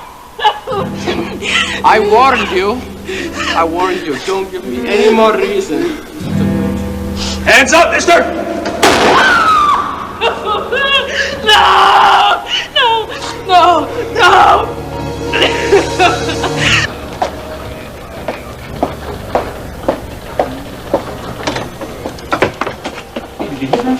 I'll be with you in a minute. Somebody's drunk as a toilet. On the top of the world, little way, very disturbing. Building security just reported gunshots. Gunshot. Take Mobile 3, get on it, check it out, and do it right away. Okay.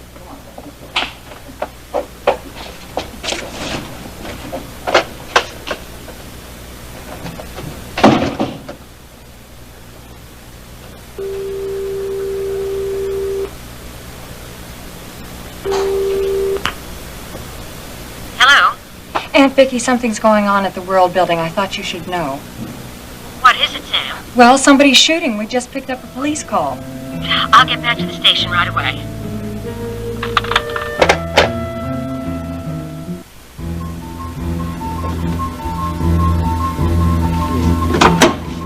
No, please. Right, what's happening? I heard some shots. I found this guy holding Miss Decker's gun. Now, he's going to hold her hostage to try to get away. I tried to stop him, but we got to hold him here. I warned you what would happen if we encountered interference. No!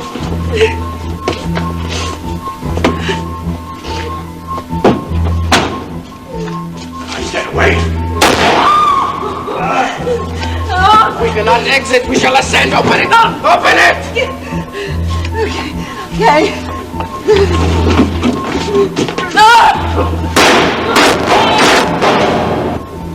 Curtis, what's your extension?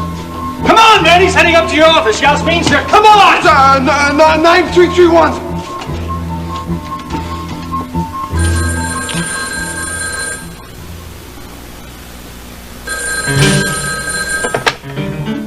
Hello? Yasmin, the scene's heading up in the elevator. Get out of there! What?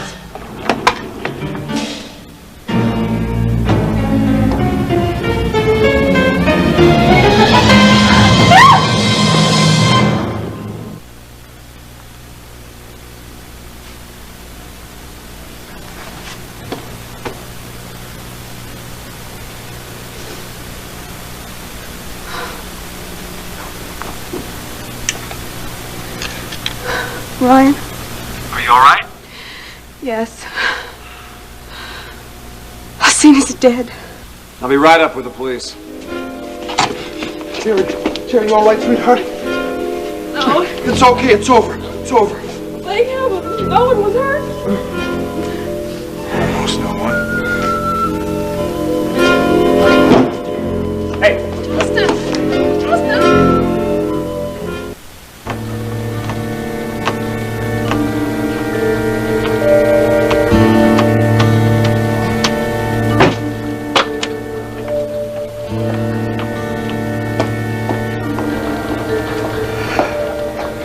Didn't you send Mobile Unit 3 out 15 minutes ago?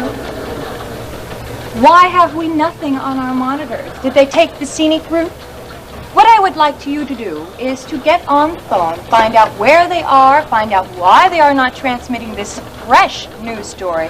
Also, I would like a cup of coffee on my desk right now.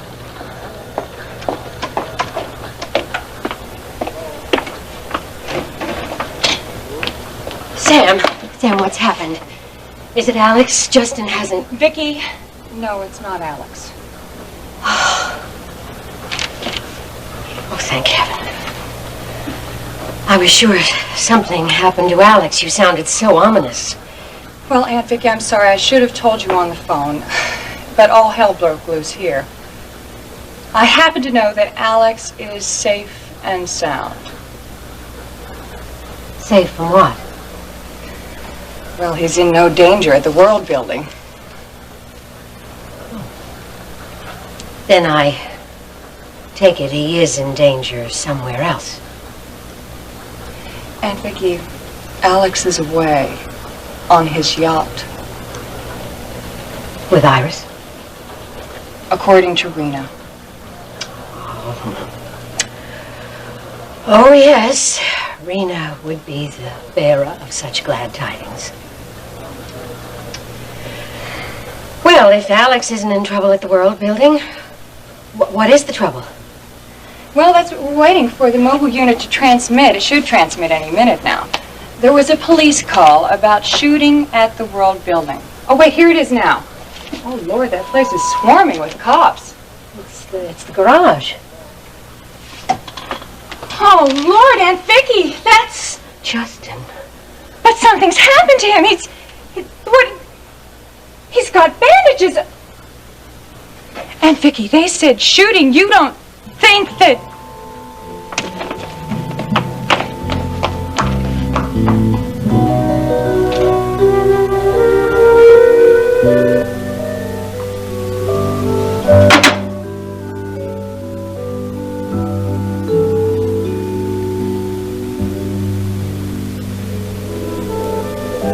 Here you are, Rena. Marshall's old hunting cabin. It's old, all right. Not very elegant, but I guess with a little money I can fix things up.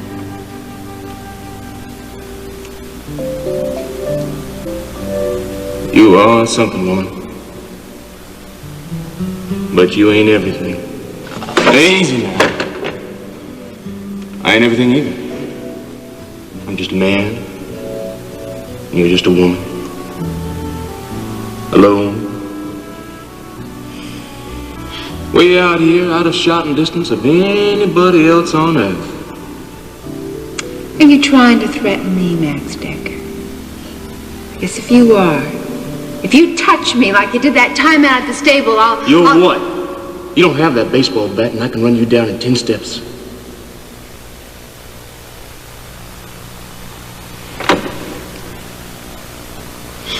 No, I'm not threatening you. Now, see, nothing up my sleeves, nothing in my hands. I just thought, try to get ourselves up on a new foot. The way things are going, I rile you, you rile me, we both say things we don't mean. Oh, you're the one who started. No, I didn't. You're the one that came back from Houston, starting right off, trying to use your family connections to get me fired. That's because you were so obnoxious. You know, when that didn't work, you figured all your money and social position would scare the hell into me and make me toe your mark. But then that didn't work. And you tried flattery. Well, it made me blush a little bit, but then that didn't work either. Then you started talking about getting violent. Baseball bats, woo! Enough to scare a man half to death. And what are you acting like that for?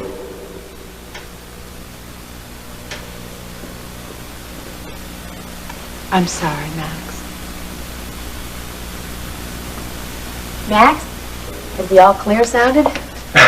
Mom, Uncle Max, you've got to see what's on TV. They're shooting and the police came in. Steve, it's enough shooting up for one day, don't you think? Now, don't you have homework to do? But Mom, this is different. Steven! Now run along, I'll be up in a few minutes, okay? But Mom... Steve, I have to talk to Max. Oh, what? They're talking about fireworks. Rena Cook was a regular 4th of July explosion today. What set her off? Well, I hear she's filing for divorce. And she's naming Courtney as co-respondent. Whoa. Divorce, huh? Well, that explains it all. Explains what? I was wondering why she wanted a cabin out in the country for her and her daddy when her husband was in town.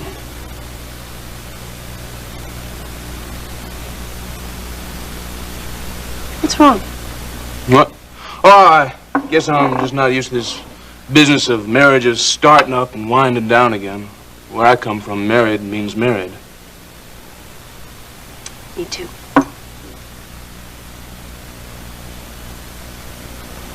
You hear something more about Barrett? Well, you were out riding with Rena. Ryan brought me some news. There's a man named Elliot Carrington who was in prison camp with Barrett in Cambodia.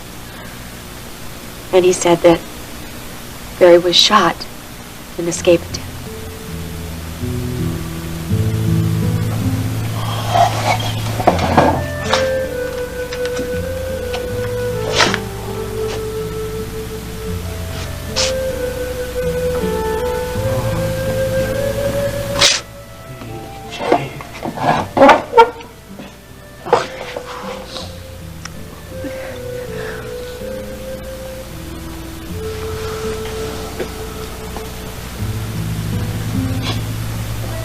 Yeah, that'd be Barrett, all right. He'd rather die free than live like a prisoner. Looks like he made that choice. I was so afraid, Max, that I'd let him go too soon, that I'd stopped waiting too soon. That you'd fallen in love with Connor too soon. Yes. Jenny, we don't let ourselves fall in love. We just do. Sure as sun melts winter snow, it's a fact of life. Well, what about Connor's Arabian princess? They filed a petition for an annulment.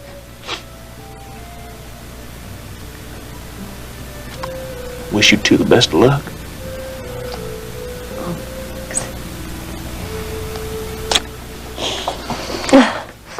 Mom, I'm sorry, but you've got to see Mr. Connor and Uncle Justin. What? That's what I've been trying to tell you. They're on TV.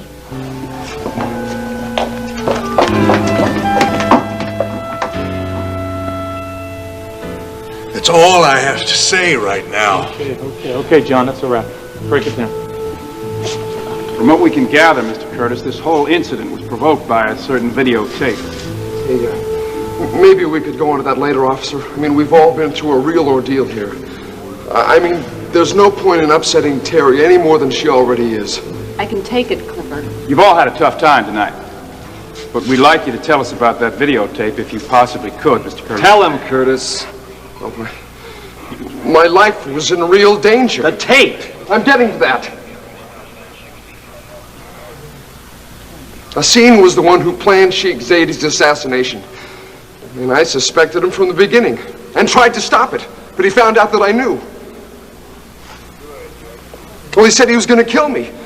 The only way I could protect myself was with this videotape I had of him talking about the assassination.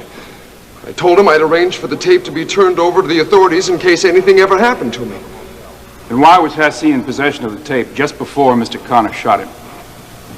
Well, the scene went crazy. Said he didn't care whether the authorities found out or not. I mean, he said he was going to kill me. And then backed off and said he wouldn't if I agreed to give him the tape. Well, I could tell he meant business, so I agreed and gave it to him. And why all the shooting? Turned out he was going to kill me anyway. I mean, that's when Terry walked through the elevator door. I mean, she distracted him long enough for me to get away. The scene started shooting, and I had already taken cover by then. But Terry saved my life. And almost lost her own. Except we saw to it she didn't, Connor, right? That's why she's alive now and Hassan is dead. We saved her life. Well, that's enough questions for now. But that business about the tape is confusing, but we'll clear it up later on when we take your statement.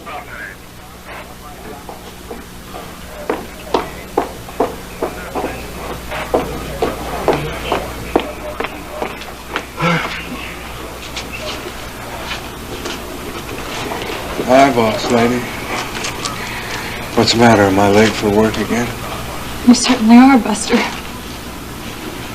Did you come all the way over here to fire me? That depends.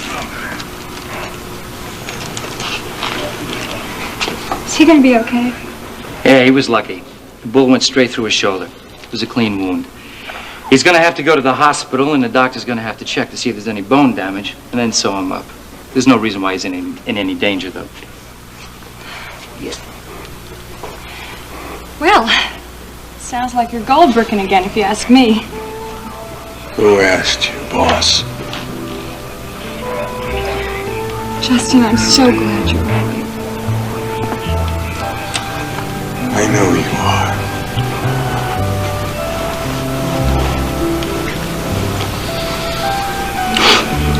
I'm with KBIK News, honey.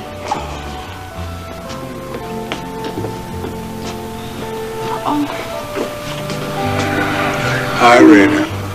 When I heard about this over the news, I was afraid that something awful had happened to you. But I can see I got here in time to prevent any real damage. Well, if I'd known you were going to show Now, up. don't you worry about a thing, cousin. I'm going to make sure that he gets the very best care there is, even if I have to take care of him himself. Now, I'm going to the hospital with him, and I'm not going to let him out of my sight until he's ready to ride and feeling his oats.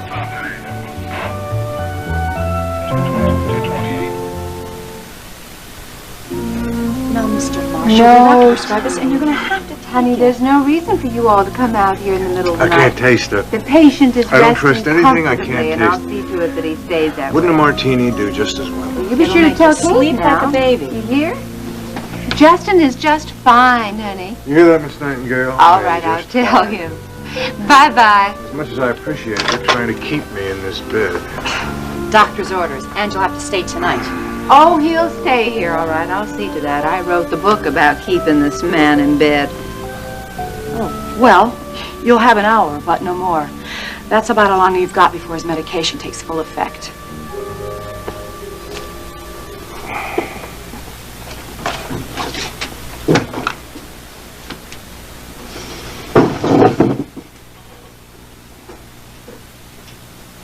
You scared me half to death, you superhero. Good. Good. Why, you... No. Remember, this is a hospital, and I am a very sick man. What I meant is, I'm very glad you still feel that way about me. Why would you ever doubt it? Just because I read you the riot act every once in a while? Well, you read a pretty mean riot act yourself, honey. Sign of love, if you ask me.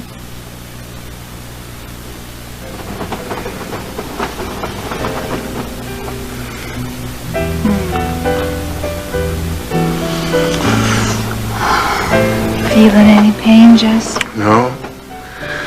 No, they got me all doped up. In fact, I'm feeling a lot of pleasure. In fact, I'd like a lot more.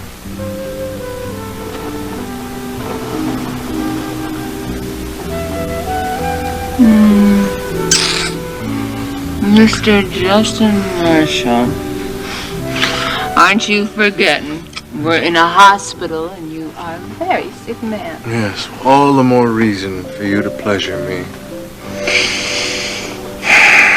You heard what Miss Nightingale said. We have a whole hour all to ourselves.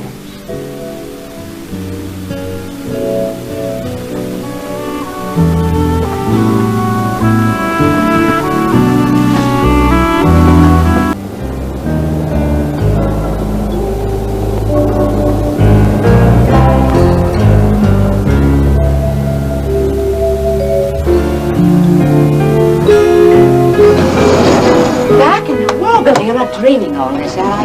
The nightmare is closer to it. After that shootout, I need to find out exactly what the situation is. Please, sit down.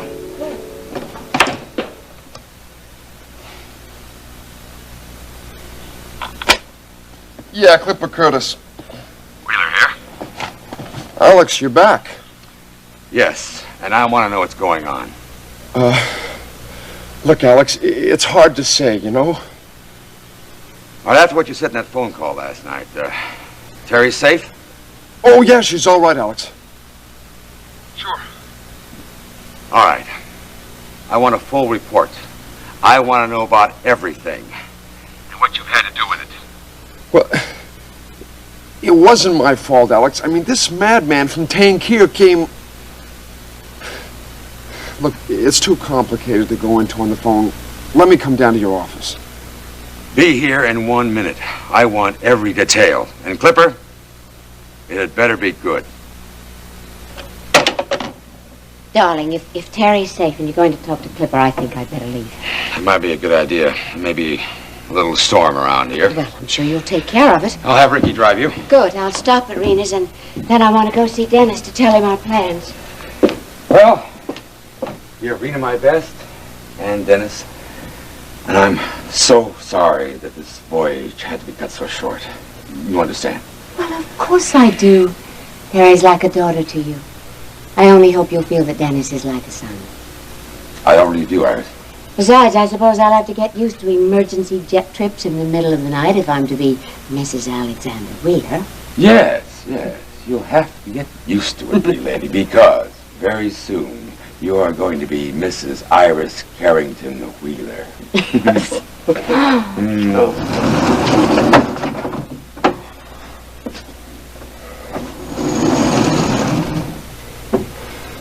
Listen, Alex, I can explain everything. It better be good, because I want to know everything. And why.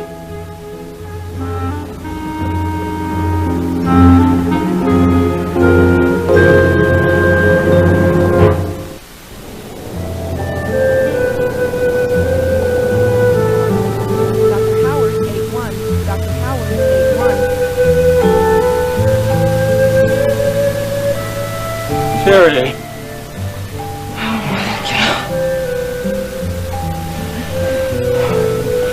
I tell you, if any more Marshalls or Deckers end up in this hospital, I'm gonna take an option out on that couch.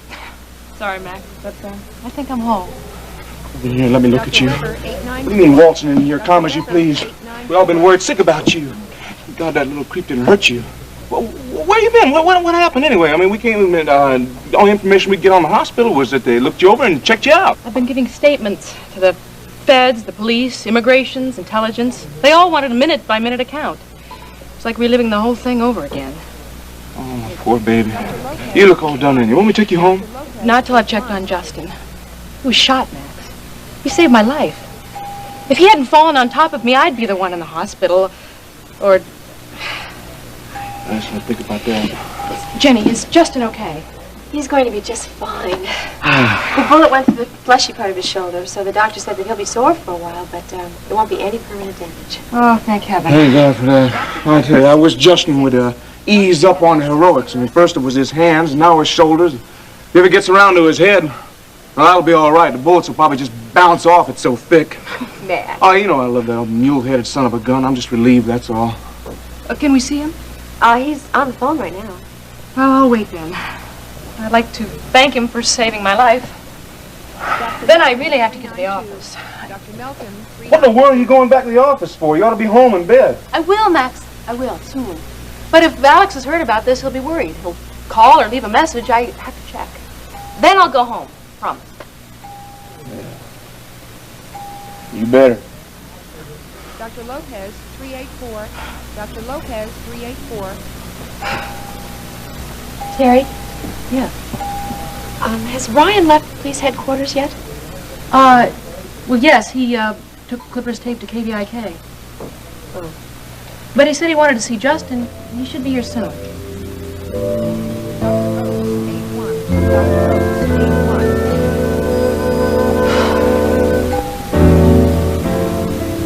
Well, I'm glad you feel like the rooster who woke up the farmyard, except you're a little late in the morning, Justin. Everybody else is out of bed but you. Well, I think you better keep the crowing to a minimum, at least until you get back on your feet. Don't you believe that, honey? I didn't get a wink of sleep last night. I kept thinking about all the things you could do if you weren't all shut up. What? Kate is there? Oh, dear, I better censor my language, huh? Maybe you better censor your answers. Okay, say hello to everyone for me.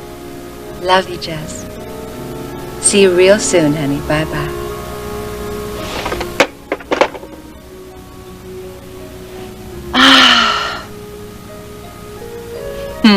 Hello, Selim. You better watch out, because I feel like I can float right through you.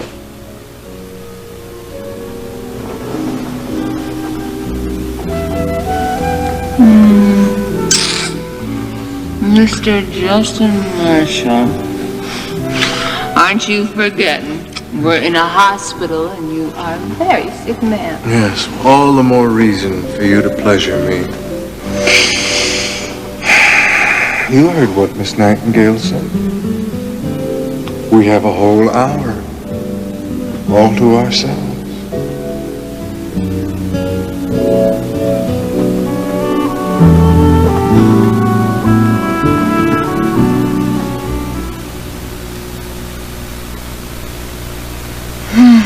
Look out, world. Because when Justin and Rena get together, you can kiss off the proper life.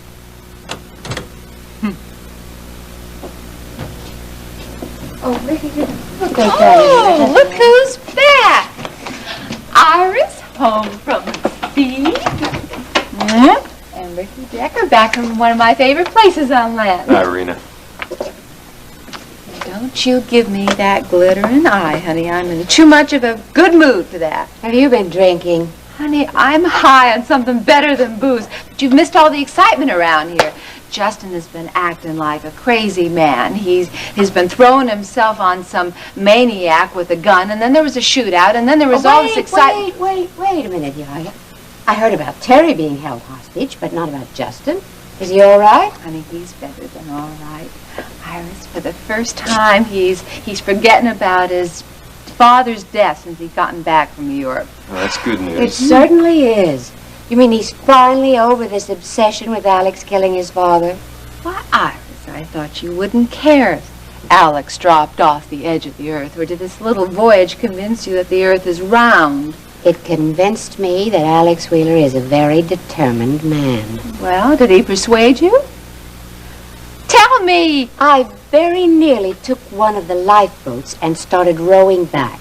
And if I had, the two of you would have been keelhauled for Aiding and abetting Well, you mean Captain Wheeler. it didn't work? Mr. Wheeler seemed to think that if he got you out in the golf... Ricky, don't you start apologizing. I think I see a little something in Iris's eyes.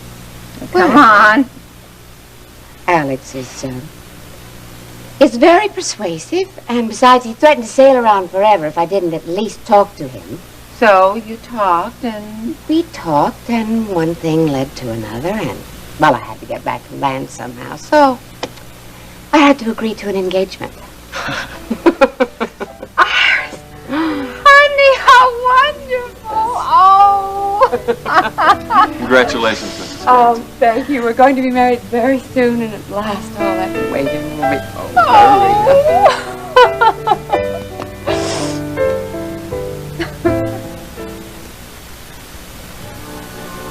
You knew about this plot from the first, didn't you?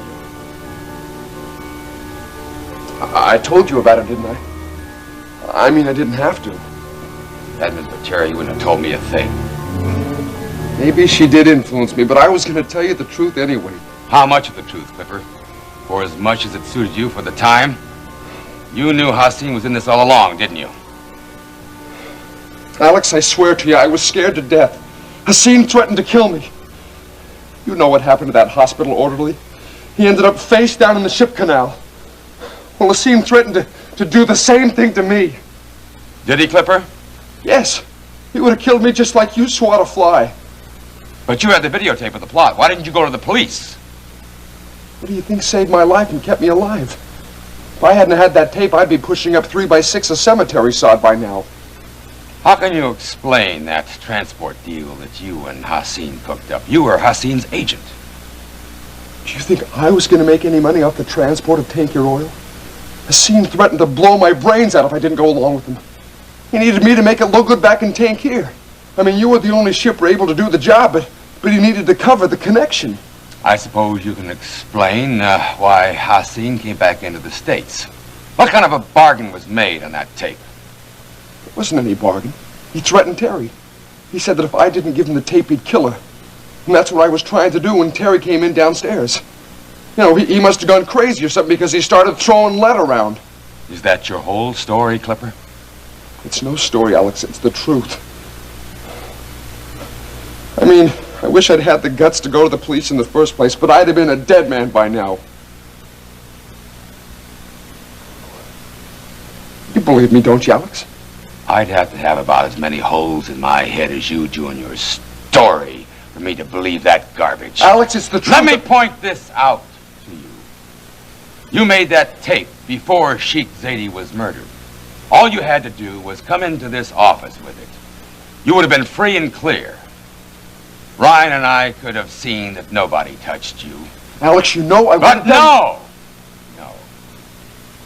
You thought it was worth something.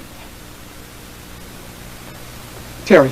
Here's Terry. Terry, you gotta tell Alex that I'm not responsible for all this. Oh, Alex, I'm so glad you're here. I flew back just as soon as I heard about it. Thank heavens you're all right. Thanks to Ryan and Justin. Well, and me too, baby. I mean, if I hadn't given the scene the tape, you'd have been dead by now. Clipper, sit down and shut up.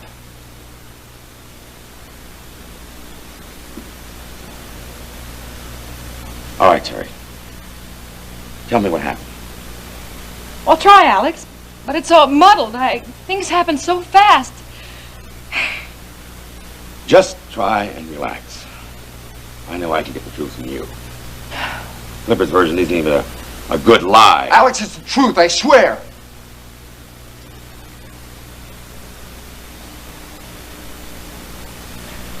Right. Go on, Terry. I want to know how deeply Clipper was involved with Hassan. Clipper burst into my office and took a tape from an old file drawer. I didn't know it was there. And when I asked him what was going on, he said, forget I'd even seen him, that he'd explain later, like always. If I had... What she means to say is that she saved my life, Alex. I mean, Hassan was going to grab the tape and blow me away, but Terry came down, and if she hadn't come down... If I hadn't come after you, I wouldn't have been held hostage. None of those horrible things would have happened. I got off the elevator. it's dark. Haseen grabbed me. I got a deal for you, Haseen. No more deals, Curtis. This is a new game. We've upped the ante, and now it's my deal. Listen, Haseen. The tape with the lady. What are you talking about? What tape? Hey, baby, hang on. I'll get you out. Baby, hang on. Your Mr. Curtis is good to the end, which is nearly upon him. Hey, let her go. I already told you you're saving yourself $1 million. Well, what are you talking about? What? Tape that your Curtis regrets ever seeing and $1 million he will never see. Now you, baby, you have better cooperate. And you, Curtis, the tape, now! I was so terribly frightened. If Ryan and Justin hadn't stopped Haseen, I don't know what would have happened. I didn't think I'd come out of it alive.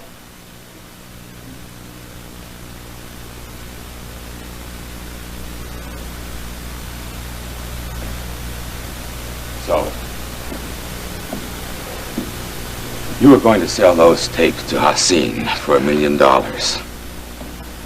Is that the price of Sheik Zadie and Mike Marshall's lives? Hey, I'm not responsible for the deaths, Alex. No, but you wanted to make a profit from them. You were willing to make a profit from them. First, you tried that oil deal. Then you tried to sell that tape for $1 million, didn't you? Didn't you? Yes! All I want is what you've got. A place at the top of the world. But baby, I gave Haseen the tape to save you. I mean, I wouldn't have involved you or hurt you for anything, doll. Then why did you hide that tape in my office? You did involve me, Clipper. The day you involved yourself. Terry, I love you. I wouldn't see you hurt for anything. You should be arrested, Clipper. Lord knows you deserve it. But since you traded the tapes for Terry's life, I'll let the police handle it. But you're through here. Get your pay and get out.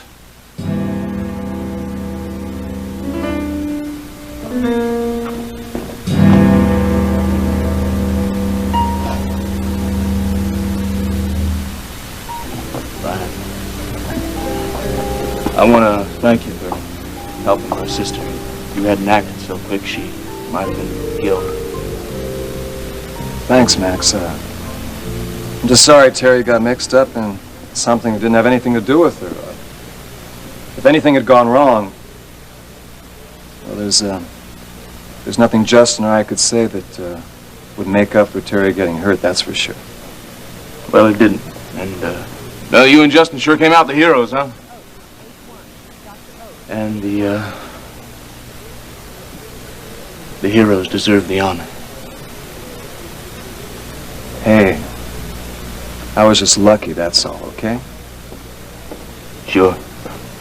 Lucky. Well, I owe you. I'd say we're about even. All right? Sure.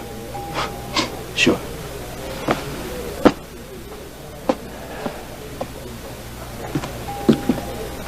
And, Yasmin, well, she certainly evened the score with her father's murderer. I don't know about even. Nothing will ever fill the emptiness I felt after my father's death, but at least now this tape will be my revenge. Soon the whole world will know who killed my father and how the new government came into power.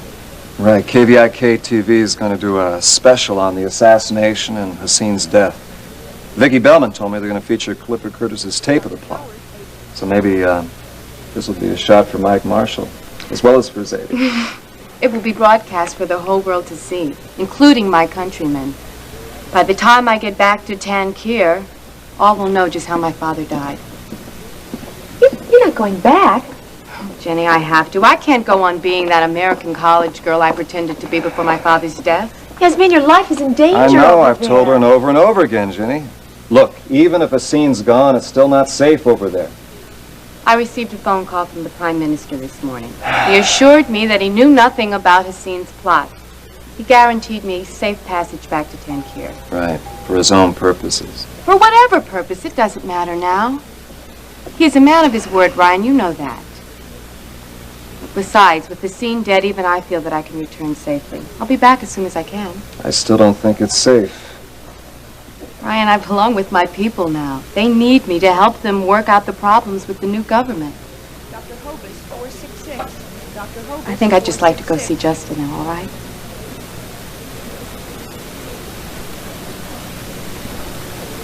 Yasmin, I'll be glad to take you. See Justin. Thank you, Max. Bye-bye.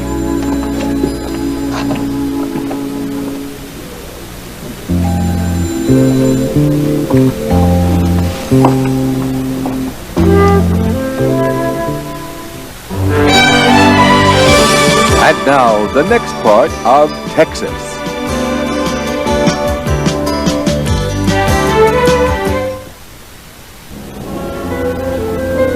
Assuming Justin can stay out of the hospital long enough to work, what are we going to do with our little superstar? Oh, Sam, don't be so hard on Justin. Well, I'm not being sarcastic. He's getting bagfuls of fan mail. The only problem is people are going to expect a lot more from him now than just football scores. Yes, I guess they would. He certainly believes in going above and beyond the call of duty. And landing right in the news.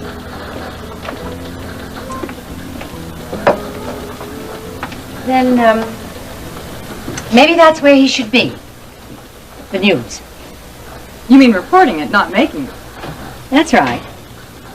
I think I'll let him train for the news desk. The news desk? You've got to be kidding. No! Justin would get more audience exposure and he'd be out of your hair, Sam. Well, I was just beginning to get used to him. Besides, he knows something about sports, but news. He's bright. He can learn. He works with someone experienced. Well, Jeff Peterson's the best investigative reporter we've got. Well, but... didn't I tell you we're losing Jeff to the network in New York? Oh. That's why I thought of training Justin under a reporter with years of experience. Who? Elliot Carrington. You're still trying to get Carrington at KBIK. Mm-hmm. Have you been in contact with him? No, not yet, but he's arriving in town today to see Dennis, and I've asked Dennis to bring him by the station to introduce us. I imagine he'll be interested in working in Houston near his only son. And his ex-wife? I can understand why you're so interested in Justin. You two have a lot in common. Such as? Persistence. Neither one of you will give up on Alex Wheeler. I hope Justin does, but I can't. Alex still cares for me, Sam. I know he does. What we had was real and solid. What he feels for Iris is just a fantasy, a 25-year-old dream. And I told him that I'd be waiting when he awoke from it. But if he doesn't? I'll do anything I can to wake him up to the real world.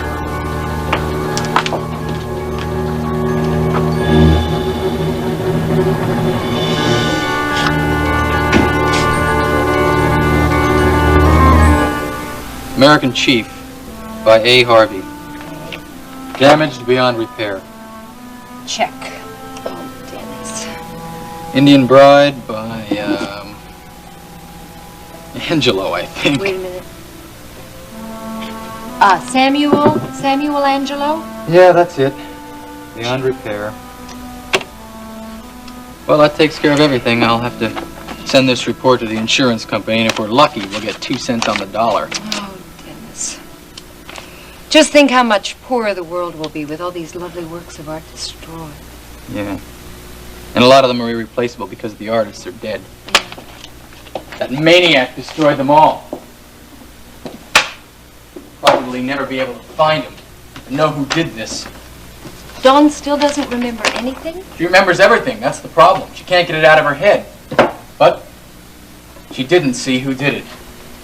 A shame, Dennis. You know, I went out to the ranch to tell Dawn about Dad. She tried to seem excited, but she just couldn't do it. It's like everything's been spoiled for her. Well, This thing has turned her into a robot, Paige. I still think it is marvelous, Dennis. I mean, your father practically coming back from the dead. And I don't think that you should let Dawn's mood make you feel guilty either. How can I help it? I feel like I've let her down in every possible way. I wasn't here to protect her when she needed me. I could have prevented this whole thing. And now I can't seem to reach her to help her. And I feel like we're never going to find the guy that did this. None of those things is your fault, Dennis. Maybe not. It sure doesn't make me feel any better. Nonsense. You have every right to feel good about your father.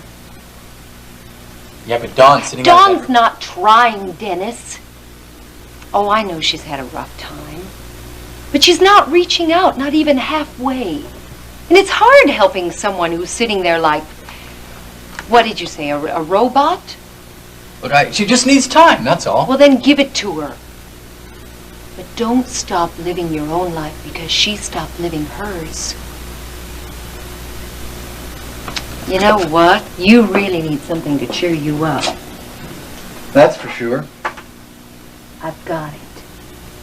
Dennis, you should have a party to celebrate your dad's new life. Wait a minute, didn't I hear you say that you had a birthday coming up soon?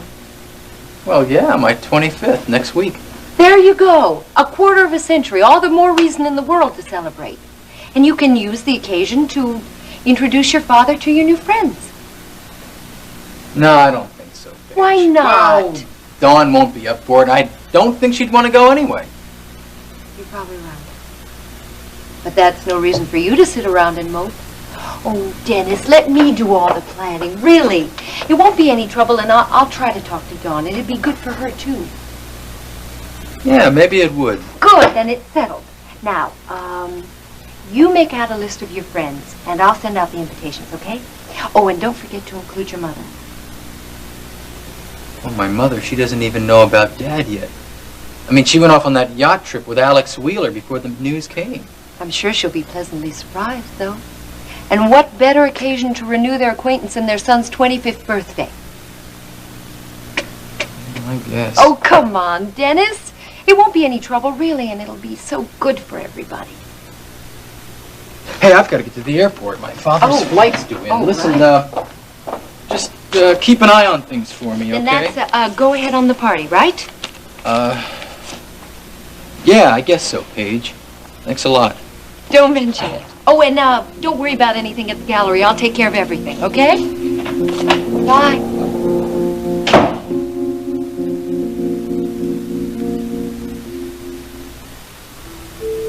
Oh, Iris, it's beautiful. And the satin is magnificent. Alex Wheeler certainly knows how to select his diamonds. He picked it out in St. Croix. Said it's absolutely flawless. Like me. Isn't that romantic, even if it's not true? Well, if beauty is in the eye of the beholder, I guess it's in affection, too. You know, you are a changed woman with Alex. I know. It's as though the years fall off like a shell and I become that vulnerable young girl again. That gift is more precious than anything else Alex has given me. I hope you never lose it again, honey. But don't you get too sweet on me, you hear? I'll feel like I've lost my best friend. Oh, Rena. But I don't intend to ever let Alex go. I like my new self too much for that. It's nice to have the glow back in you again. I suppose that little trick that we used to get you back on the yacht is forgiven and forgotten? I didn't say that. I'd settle for half. Forgiven? Well, if I really had ended up in Shanghai, I would have been terribly unhappy with you, but since I ended up in Alex's arms, yes, you're forgiven. There. Great. Ooh. Honey, I need all the friends I can get right now. You and Stryker are the most important people to me in my life, and Justin. Are you going through with the divorce? Well, honey, when you're halfway across the fence and the dogs are nipping at you, you don't stop, you know. Particularly if the pastures are greener over the other side of the barbed wire. Oh, honey, I love it. It's me. Oh, let's stop talking about dead and old marriages, okay? I'm so excited about the engagement to Alex. Have you set a date yet? We're going to be married as soon as we can. After I talk to Dennis, there's one last thing I have to get straight.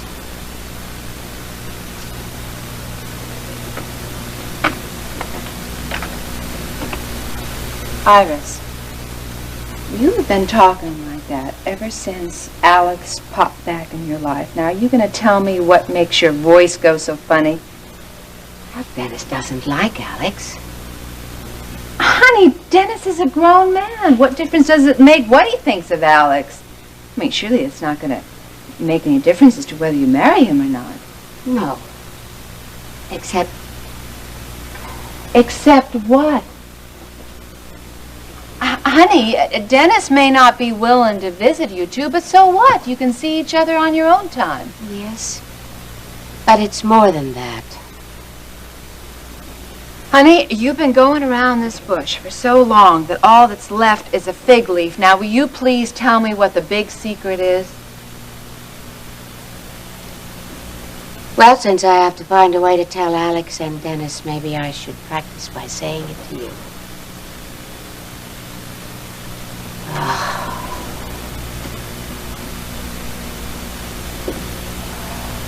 When I married Elliot Carrington, I was already pregnant. I never told him. He thought Dennis was his son, but Dennis's real father... Alex...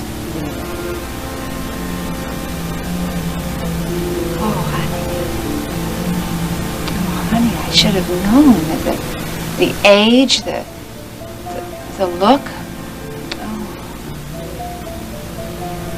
Honey, I don't blame you for keeping this under wraps. Envy you to have to tell Dennis that Alex is his real father.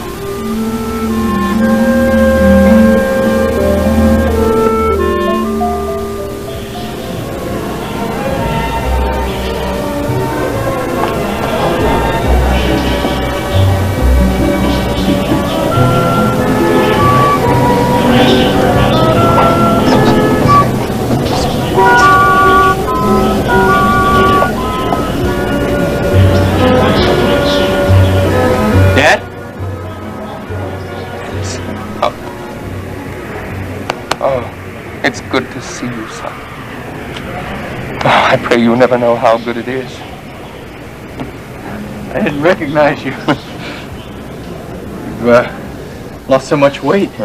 What'd they do, starve you? Oh, no, that was the easiest part, doing without food. It was being cut off from the outside world, as if there wasn't any reality but the camp. We thought you were dead. A report came in over a year ago. It's like a miracle having you back. It is a miracle. I keep thinking I'll wake up back there, being driven out to work when the sun came up, thrown back in a hooch when it went down. Must have been awful. But you're back. You're safe. Yeah. Nothing can hurt me now.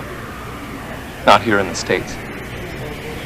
But I'm afraid if I lean on something, I'll fall through and keep falling till I end up there again. Look, Dad, you can't let it affect you like that. Oh, I won't, son. I kept my soul alive thinking about you. My own son. My flesh and blood. I swore I'd come back and make up for all those years we've been apart. If I hadn't had that to hold on to, I'd have gone crazy, Dennis. I'd have jumped one of the guards and made him shoot me. Well, it's good to have you back. It's gonna be part of my life from now on, Dad.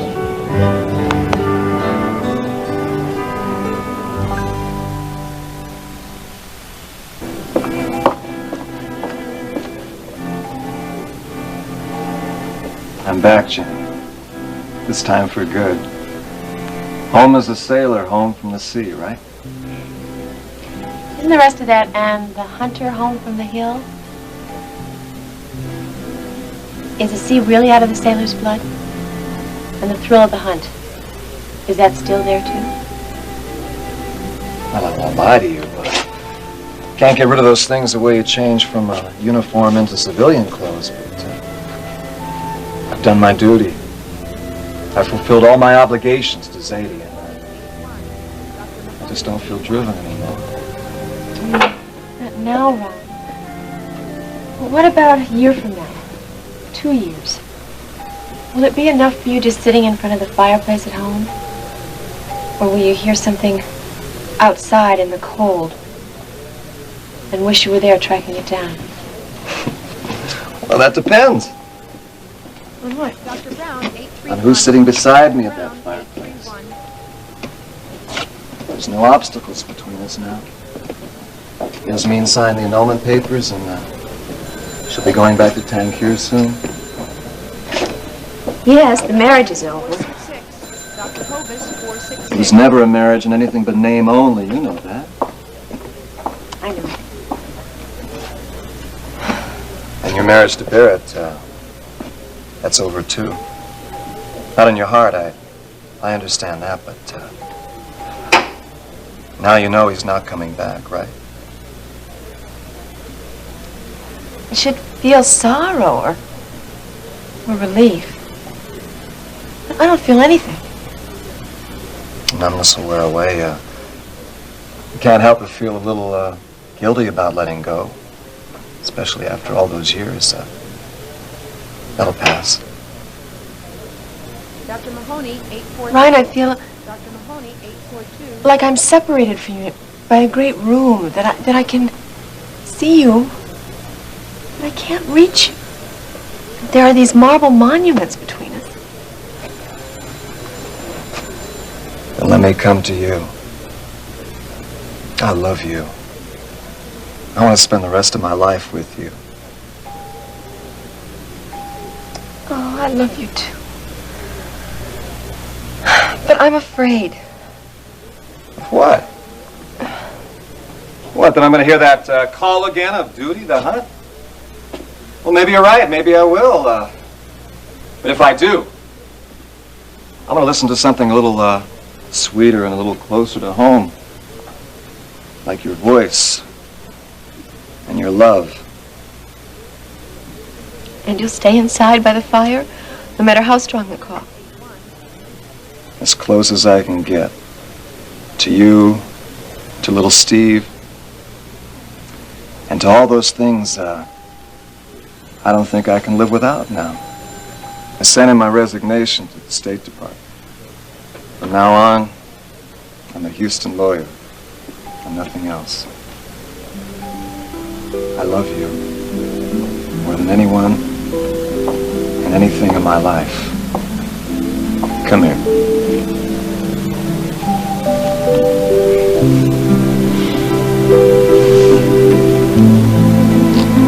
Oh, I love you. I love you so much, Ryan. You don't know how I felt when I heard about all the things you'd gone through, what you were involved in the middle of. You could have been killed performing your duty. I just don't think I could have stood that again. No, I've never been afraid of losing my life, but last night, all I could think of was losing a lifetime with you. All I could think of was how much I love you and how much I wanted you to be home safely with me. There's nowhere else for me. Nowhere else in the whole world. Come here again.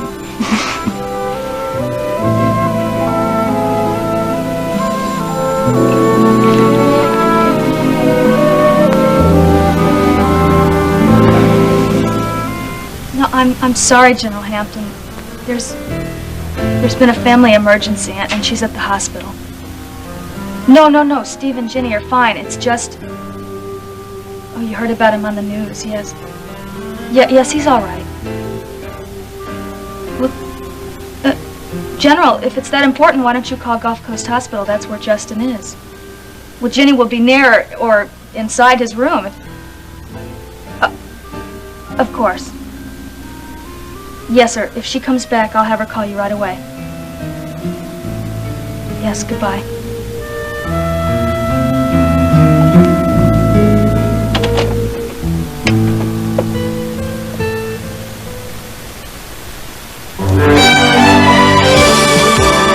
Stay tuned for the conclusion of Texas.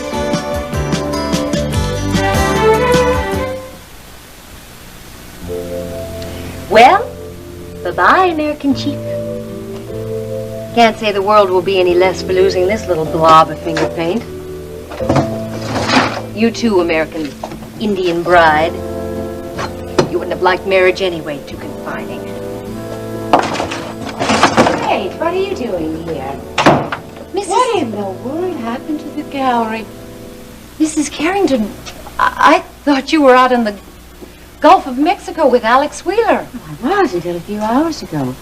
Alex heard about Terry being held hostage and had a helicopter take us to the nearest airport, and then we flew right back. What happened here? Then you haven't heard. Oh, it's just been terrible, Mrs. Carrington. Dawn came here by herself late at night, and somebody attacked her. They beat her up and tried to rape her. Oh, Paige, no. And then the animal went around slashing all these beautiful works of art. I mean, it just breaks your heart. How is she? Dawn, well, she's all right, physically. But she's having a lot of trouble emotionally. She's recuperating at the ranch right now. What a terrible thing. Dennis must be very upset. I guess since the attack, she won't let him near her. Seems she can't stand any kind of closeness. So, this may be a terrible thing to say, but this all may be for the good. How could it be? Oh, not the beating. Oh, heavens, but, Dawn's reaction to it. I mean, it's so childish, so immature. I just think Dennis would be better off not marrying someone so unstable. Though I hate to say that about my own baby sister. I think you're right. Dawn's too young for marriage. And I just want you to know, Mrs. Carrington, that I'm on your side. As long as I'm here helping Dennis, I'll see to it that he gets an objective point of view. I appreciate it. Especially since now I may be seeing very little of Dennis. Really? Why's that? Well, Alex and I are getting married, and I'm not at all sure how Dennis will react. Oh, Miss Carrington, I think that's wonderful. Congratulations. Thank you. Oh, I'm very envious, you know. Oh. Houston's #1 bachelor, pursued by many beautiful women for years, and you scoop him up in what, 3 months? Well, not quite. Alex and I first met 25 years ago. Oh, you and Alex go that far back? Yes, we met then and knew each other for a little while, and then we're apart all these long years. I'm wondering, it must be the prospect of being a bride. Well, do you know when Dennis will be back? Oh, no, I'm not sure. It could be a while. He's with his father. What? His father? With Alex? I meant with his future stepfather, of course. But Dennis couldn't have heard about our marriage plans, could he? Oh, I don't want him arguing with Alex. Oh, no. Of course not. But it seems you're the one who hasn't heard. Dennis is at the airport meeting his father. Elliot Carrington is alive.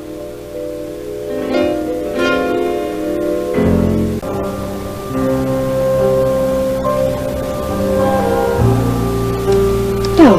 Do you know when Dennis will be back? Oh, I'm not sure. It could be a while. He's with his father. His father? Yes. With Alex? Oh, I meant his future stepfather, of course. But Dennis couldn't have heard about our marriage plans, could he? I don't want him arguing with Alex. No, of course not, but it seems you're the one who hasn't heard. Dennis is at the airport meeting his father. Elliot Carrington is alive. No. Oh, I'm so sorry, Mrs. Carrington. What a terrible way to break the news to you, especially when you've just come to think of Alex as Dennis's father. Oh, there's been a mistake. You misunderstood, that's all. He must have meant Brian or Mr. Corey, his grandfather. No, Elliot Carrington. That's not possible. Elliot is... Oh, this is cruel. Dennis! Dennis, come down here this minute. If this is your way of taking revenge because I went away with Alex, well, I think it's childish and morbid and indecent of you. Do you hear me, Dennis? Come down here! Carrington, please get a hold of yourself. I'm telling you, this is the truth. I was here when the man called.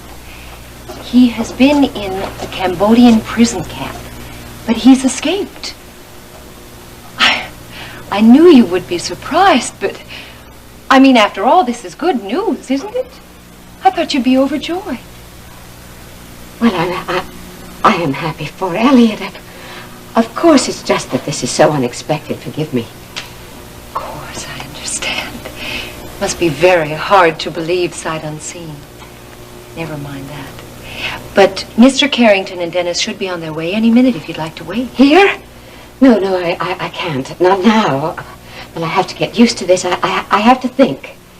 Well, what would you like me to tell them, that you have to think? I don't know. Tell them I have to leave now. I know, Mrs. Carrington. I'm having a little birthday bash for Dennis to introduce his father to his new Houston pals. Why don't you come see Elliot there? I mean, it'll be a nice, semi-public occasion, and you'll have had a little bit of time to think. Yes, perhaps I will. And you can bring Alex.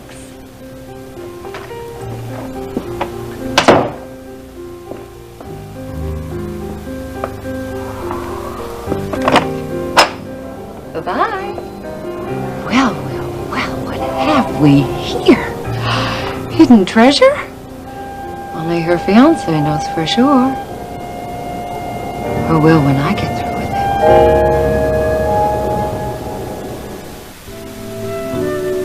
That's for being so brave. That's for being so heroic. Oh, think I'm gonna be sick. Don't you wish you were? That's for being so daring. And Oh. that's for all the other things I forgot. What's the matter, Max? Oh, I'm just worried about your health, that's all. Well, the kissing's got vitamins. Besides, it's good for your circulation. Better than jogging. Justin, I don't know how I'm ever going to thank you. Without you, the man who murdered my father might not have been exposed. Thank you. Esme, don't give me all the credit. You know, I was en route to something else, if you remember. I really wanted that recording at the top of the World Club exposed. Well, even so, I still owe you a great deal. Maybe someday I'll be able to repay you. But right now, I'm going back to my country. They need me. Houston just can't be home right now. Bye. Bye. Bye. Oh, allow me.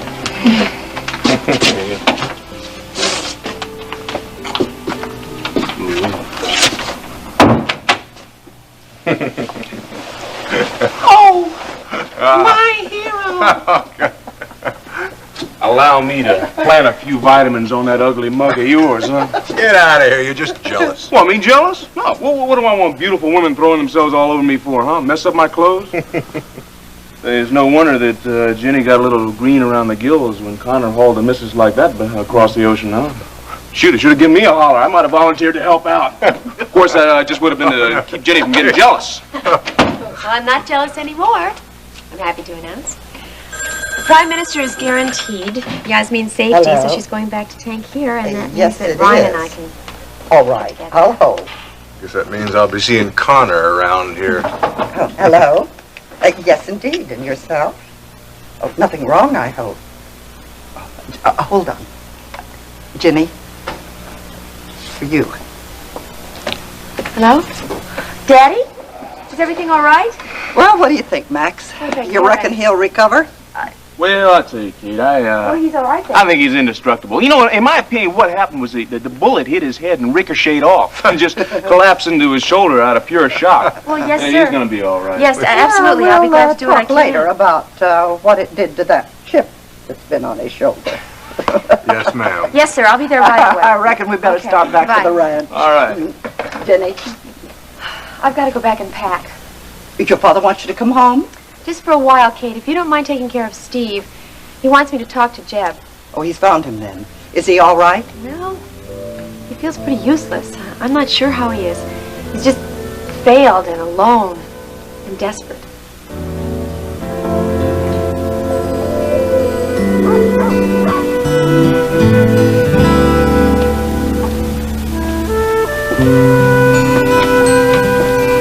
Sure is nice to be alone in the house for a change. No one to answer to, Nobody to stare. It is nice. I'm glad you're here.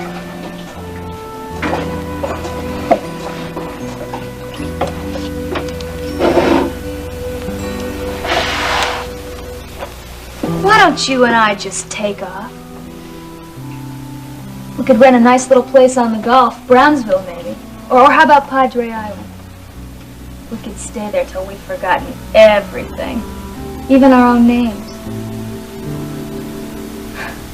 Our hair would turn gray. And we'd probably become two nice little quiet old maid sisters. You could paint nice little ladylike landscapes to keep us alive, and I'd take care of you. Like when we were little. Yeah, right. Well, I would be very honored to have my own private doctor to take care of me. But I think that there are patients here who need you more. Oh, now that's where you're wrong. See, I'm not needed here or anywhere else, for that matter. The hospital told me that, and Kevin told me that. Right. So you see, I'm free to go. You just whistle when you're ready. But don't pack anything. We'll just leave it all behind. In the meantime, I'll be out practicing up on the horses in the stable, just like I used to do. Who knows, maybe there's a case of the glanders or something that's just crying out for the hands of a would-be heart surgeon.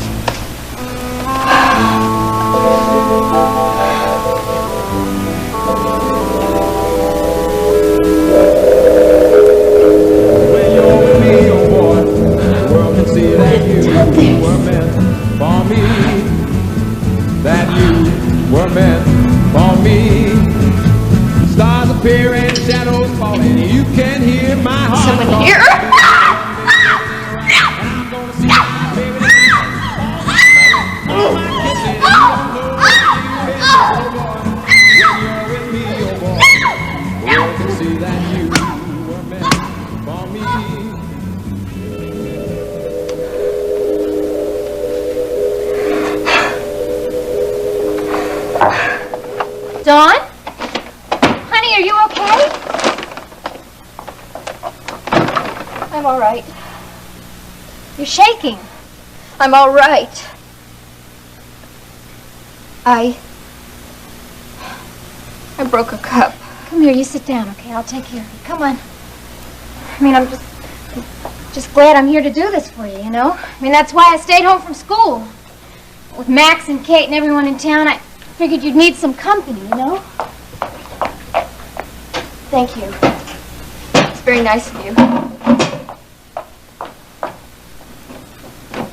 I'm afraid I'm not going to be very good company, though.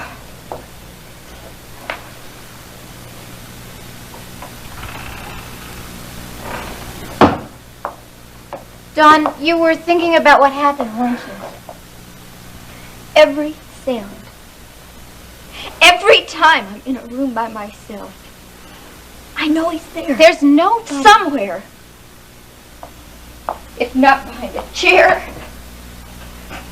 then around the corner, just inside the door, someplace waiting. Like something rotten. Some kind of animal that shouldn't be in the house. You can almost smell it. I can feel him on my skin. His hands where he touched me. And Dennis, that's the hardest thing. To see his face when he wants to hold me and there's no air. It makes me choke. I want to hit him. I want to push him away. I don't want Dennis to love me, Dawn, RENA. quiet. Please don't say that and don't think that. Look. Look, we are all here with you, and we love you, and you know that. What I wouldn't give for that to have been me. Don't wish that. I do know. It's me he wants. The police say he must have known me. And then he may return. Oh, Elena, they've got to stop him. They've got to find him. Shh. Look, you come here and sit down, okay? I'm gonna fix you something good to eat. Oh, no, I don't want to. Look, you have to eat. Then, we can talk, you know. There's something I want to tell you anyway.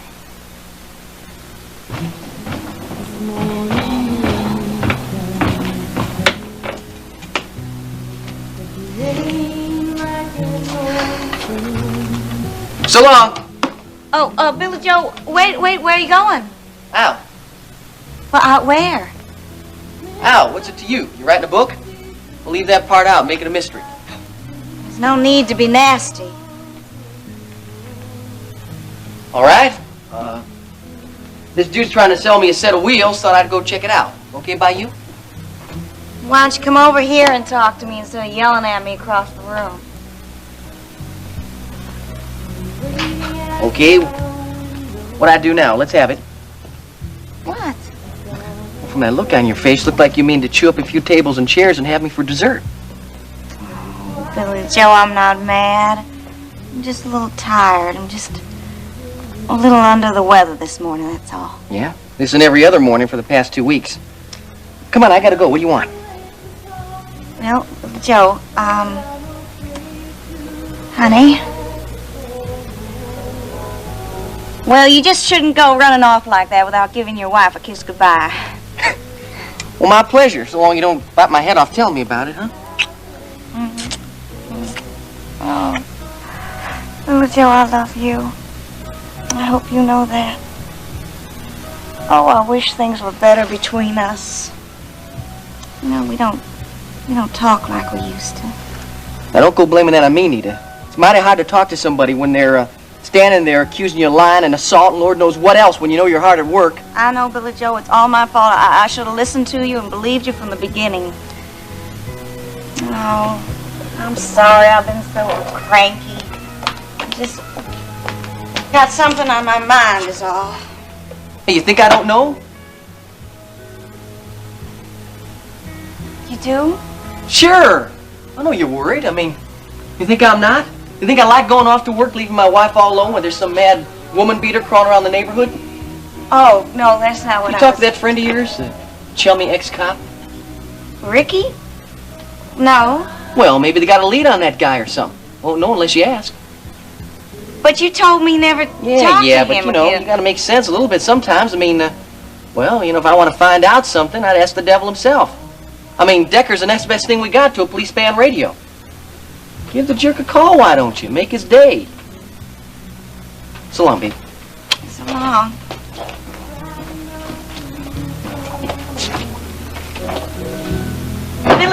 Billy Joe, wait a minute. Honey,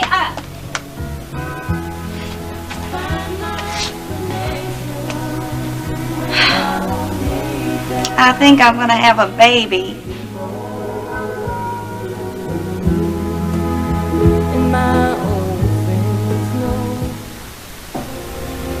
Page Marshall, I'd like you to meet Elliot Carrington, my father. Page, it's a pleasure to meet you. Well, the pleasure is all mine, Mr. Carrington. My goodness. You two don't look a thing alike, do you?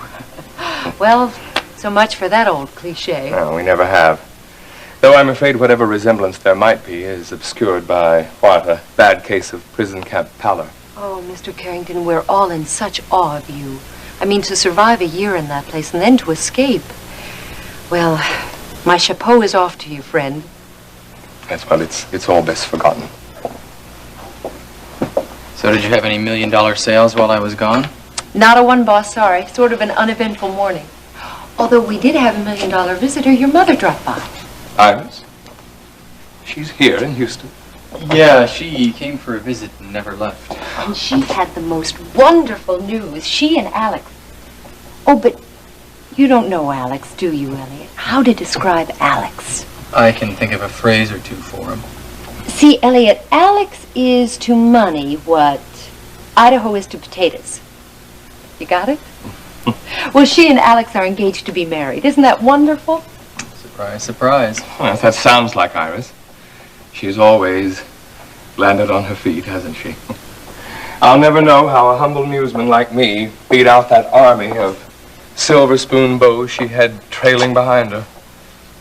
But I'm glad I did. No marriage can be scratched off when it's produced such a fine, handsome, modest young man for a son, right? No, indeed. Oh, you two are just a picture of, oh, I don't know what. But I know that we're just going to be great buddies. But you're going to have to excuse me right now because I have to run an errand before I get to work. Work? I thought you worked here. Oh, no. I'm just a volunteer. I wouldn't let Dennis pay. Not yet. Nice girl. Yeah, she is. She can get on your nerves sometimes, but she's okay.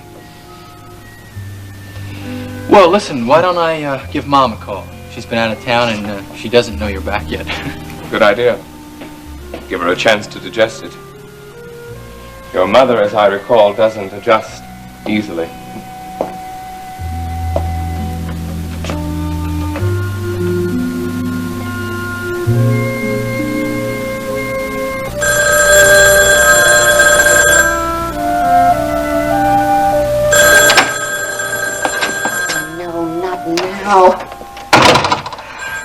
Stop! No. Iris? Don't answer Well, let it. me demonstrate, darling.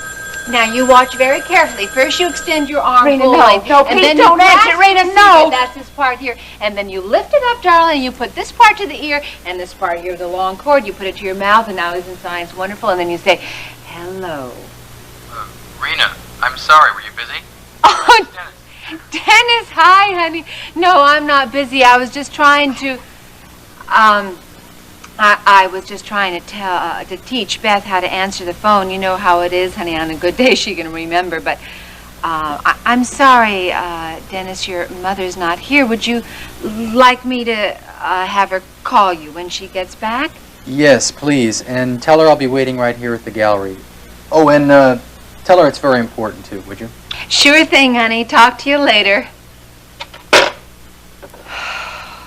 All right, Iris. Now, what is going on here? You went and did it, didn't you? You told him that Alex is his real father. No, I didn't. I meant to, Rena. Really, I did. My mind was made up. But I was too late. And now I may never be able to tell him.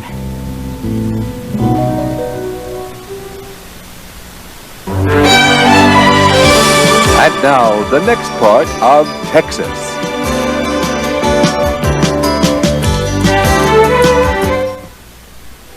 Mom will call back. Good. I left word that we'll be here. Fine. You don't mind staying here? No, of course not. Well, that's good. Dennis? Yeah. I really think this is a fine gallery. You manage it? Well, I did manage it. I guess I still do. I'm trying to find a way to buy it now. Buy it? My son, the entrepreneur, huh? Well, maybe. The owner's gone. He died a few months ago. But his daughter and I are trying to find a way to eke out a meager living, that sort of thing. Well, that's terrific. His daughter? Yeah, as a matter of fact, it's Paige's sister. We're going to get married. You and Paige? Oh, no. Her sister, Dawn. Oh. Well, congratulations. Thanks. Married? I can't believe it. My son, I want to wish you both the best. Sound like a stranger, don't I? Well, then I guess I am. Well, you were away, that's all. I mean, Dad, a lot of people can't even realize what you've been through. Yeah, yes, they kept me in that hellhole for a year, but where was I before that? Well, you were busy. You were overseas. Right. Living the good life. Crossing the channel 3 times a week. Dover to Calais, over to Paris, back to New Haven, etc., etc. Ransacking Europe for good wines and rumors. Dining with windbags, snickering at tourists. And of course, feeling sorry for the general run of mankind. It's part of the package, you know. And you? Yes, I thought of you often. But the good life is heady. It's a kind of benign amnesia. You forget what you've left because you're always leaving. I just didn't know it was all so irrevocable. Yeah, I should never have left you, Dennis. I never meant to, but well, I was a fool. Still am. But I'm learning. It just takes me a little longer than most people. Well, hey, I wasn't much better. I mean, what, 8 letters in 15 years? No, more, I think, but it doesn't matter. The man you wrote them to died in the jungle. Only your father came back. But I'm a stranger, there's no denying it. Here I am, back to claim my son, and what do I find? A level-headed young man planning a future I know nothing about. What can I say? I'm not a quick learner. I'm slow, not so steady. But I'll try. Teach me, will you? About you.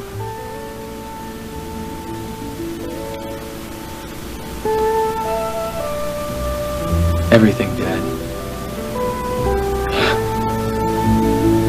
I mean, I want us to go places and do things. And I want you to meet everyone. Dawn, especially. Well, where do we start? Well, how about with the lady who gave me the news that you were alive and got us back together again, Vicki Bellman over at KVIK, whatever it is. We owe her a lot. I'll give her a call. Because I want everyone to know that my father is back, that he's alive, that he's safe.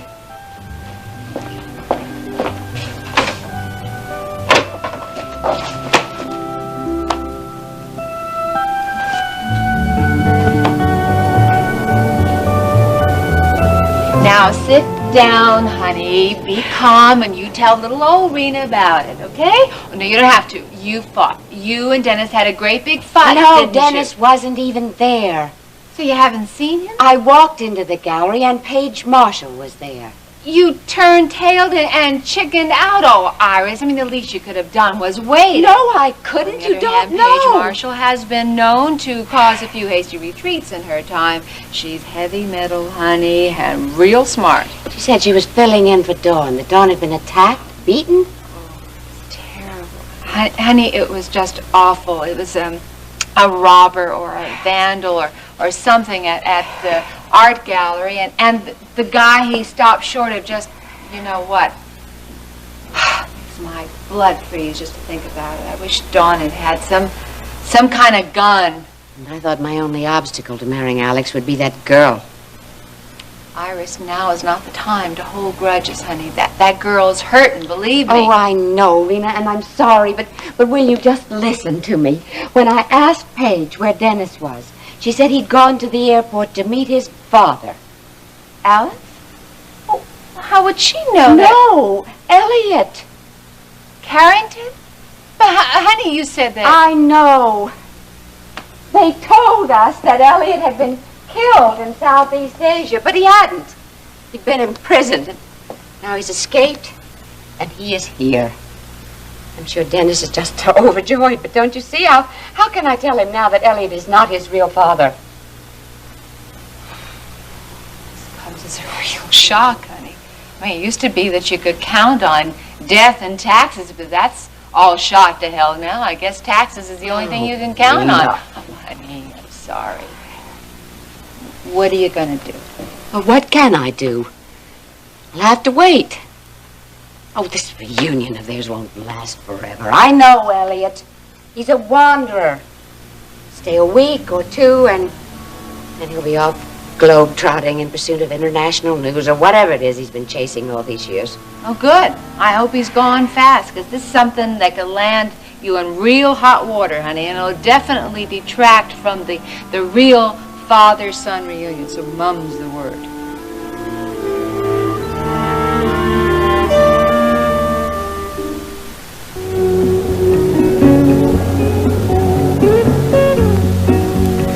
So, do you know what she gave me for a going-away present?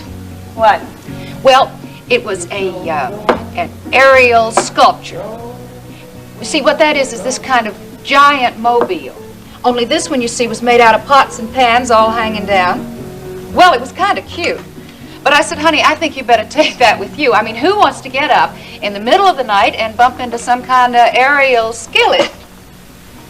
So this morning I, Don't get angry at me for taking so long to tell. No, you don't have to. Elena, I promise I won't get mad. What is it? Well, the night it happened, I came to town, and I told Max that I was coming to see Ricky, but that was a lie. But you were with Ricky. You were having dinner with him at Maggie's. Well, that was just because they wouldn't let me out of there. They kept watching me. But the real reason I came to town was to meet somebody. Somebody?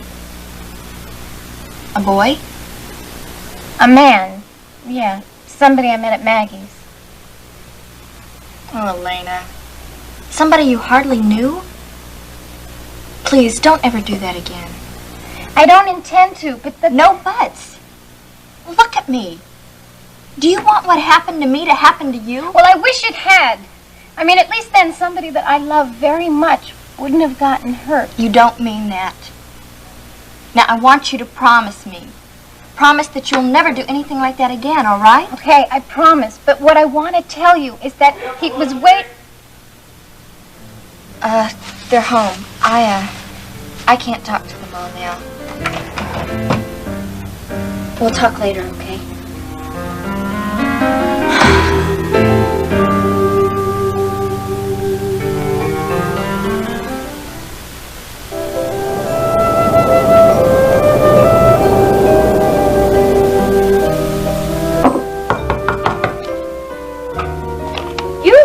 Anybody home? Paige, come in. Thank you. I wasn't sure you were here, Alex. I didn't see your pert little watchdog outside. Terry? Yeah. She's at home, resting. She all right? Yeah, she'll be fine, but she had quite a close call last night. Oh, well, thank heaven for that. It must have been terrible for her. Alex, is that why the club was crawling with our men in blue last night? I had this idea, don't ask me why, that it had something to do with Clipper. You're right. It did. Clipper caused it. He was blackmailing an assassin with one of those notorious tape deals of his. And in the process, he almost got himself and Terry killed. Alex, that's unbelievable. Clipper? I guess if I'd really puzzled it out, though, after having seen all that videotape paraphernalia. Maybe I could have guessed. Maybe I could have prevented all that. Poor Terry. I guess my mind just doesn't work that way, though. No, it's not your fault, Paige. Quite a few of us were taken in by Clipper, during his stay here. Does that mean that you're going to be looking for a new manager for the club? Are you applying for the job? I? Why, no. Of course, I'm always available to pinch hit for you, Alex. But no, the thought had never occurred to me. Goodness, what a thought. Well, if you don't mind my asking, why are you here? Oh, I almost forgot. Things happen so fast around here. I came to invite you to Dennis's party. You will come, won't you? Dennis's what? Well, actually, it's my party for Dennis. You see, he has a birthday coming up. I wormed it out of him. And I heard that you and his mother have recently become engaged. Congratulations, by the way. Well, thank you.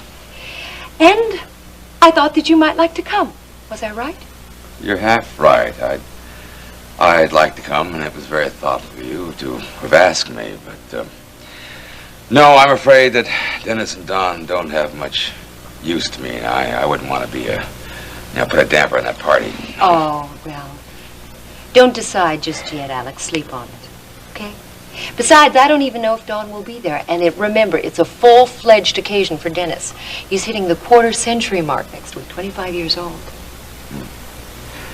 Well, I don't think I'd be too welcome by Dennis, no matter what you... Did you say, you'll be 25? Yes. Amazing, isn't it? Time does fly. Not that I've known Dennis that long, but I understand that you and his mother have known each other for years. Why, he must have been a little tyke when you first met. Dennis wasn't around when we met. No, Iris hadn't even been married yet. Goodness. You must have been children then. How long ago was that? 25 years. Well, I'd better get going. It's time to get to work. Paige? Now, I'm not thinking what you think I'm thinking, Alex, and this will stay between the two of us. You have my word. What will? Why, about the party. Of course, that's really the only reason I stopped by. I just didn't think Iris was going to tell you. About the party, I mean. Paige? Yes? I know you'll be discreet. You are plainly very bright. Well, I do have a good head for it. With, figures, I know. Now, I didn't mean that way, Alex. What I'm saying is, I'd like you to take the club over for me. I have other things to worry about. And I want to keep your eyes and your ears and your brain as kind of a reference.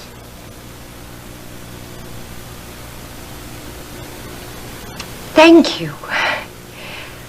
Yes, I'd like very much to manage the club, Alex, and I'll do everything in my power to live up to your trust. Goodbye. Goodbye.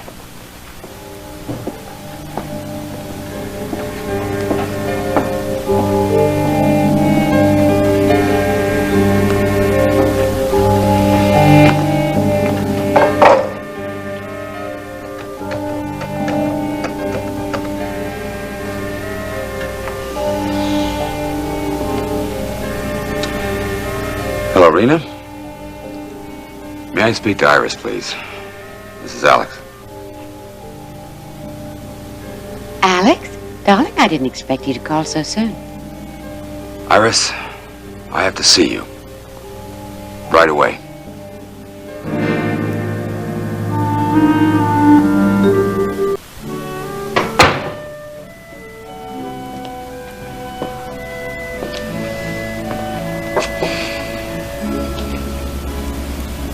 Elena said you wanted to see me.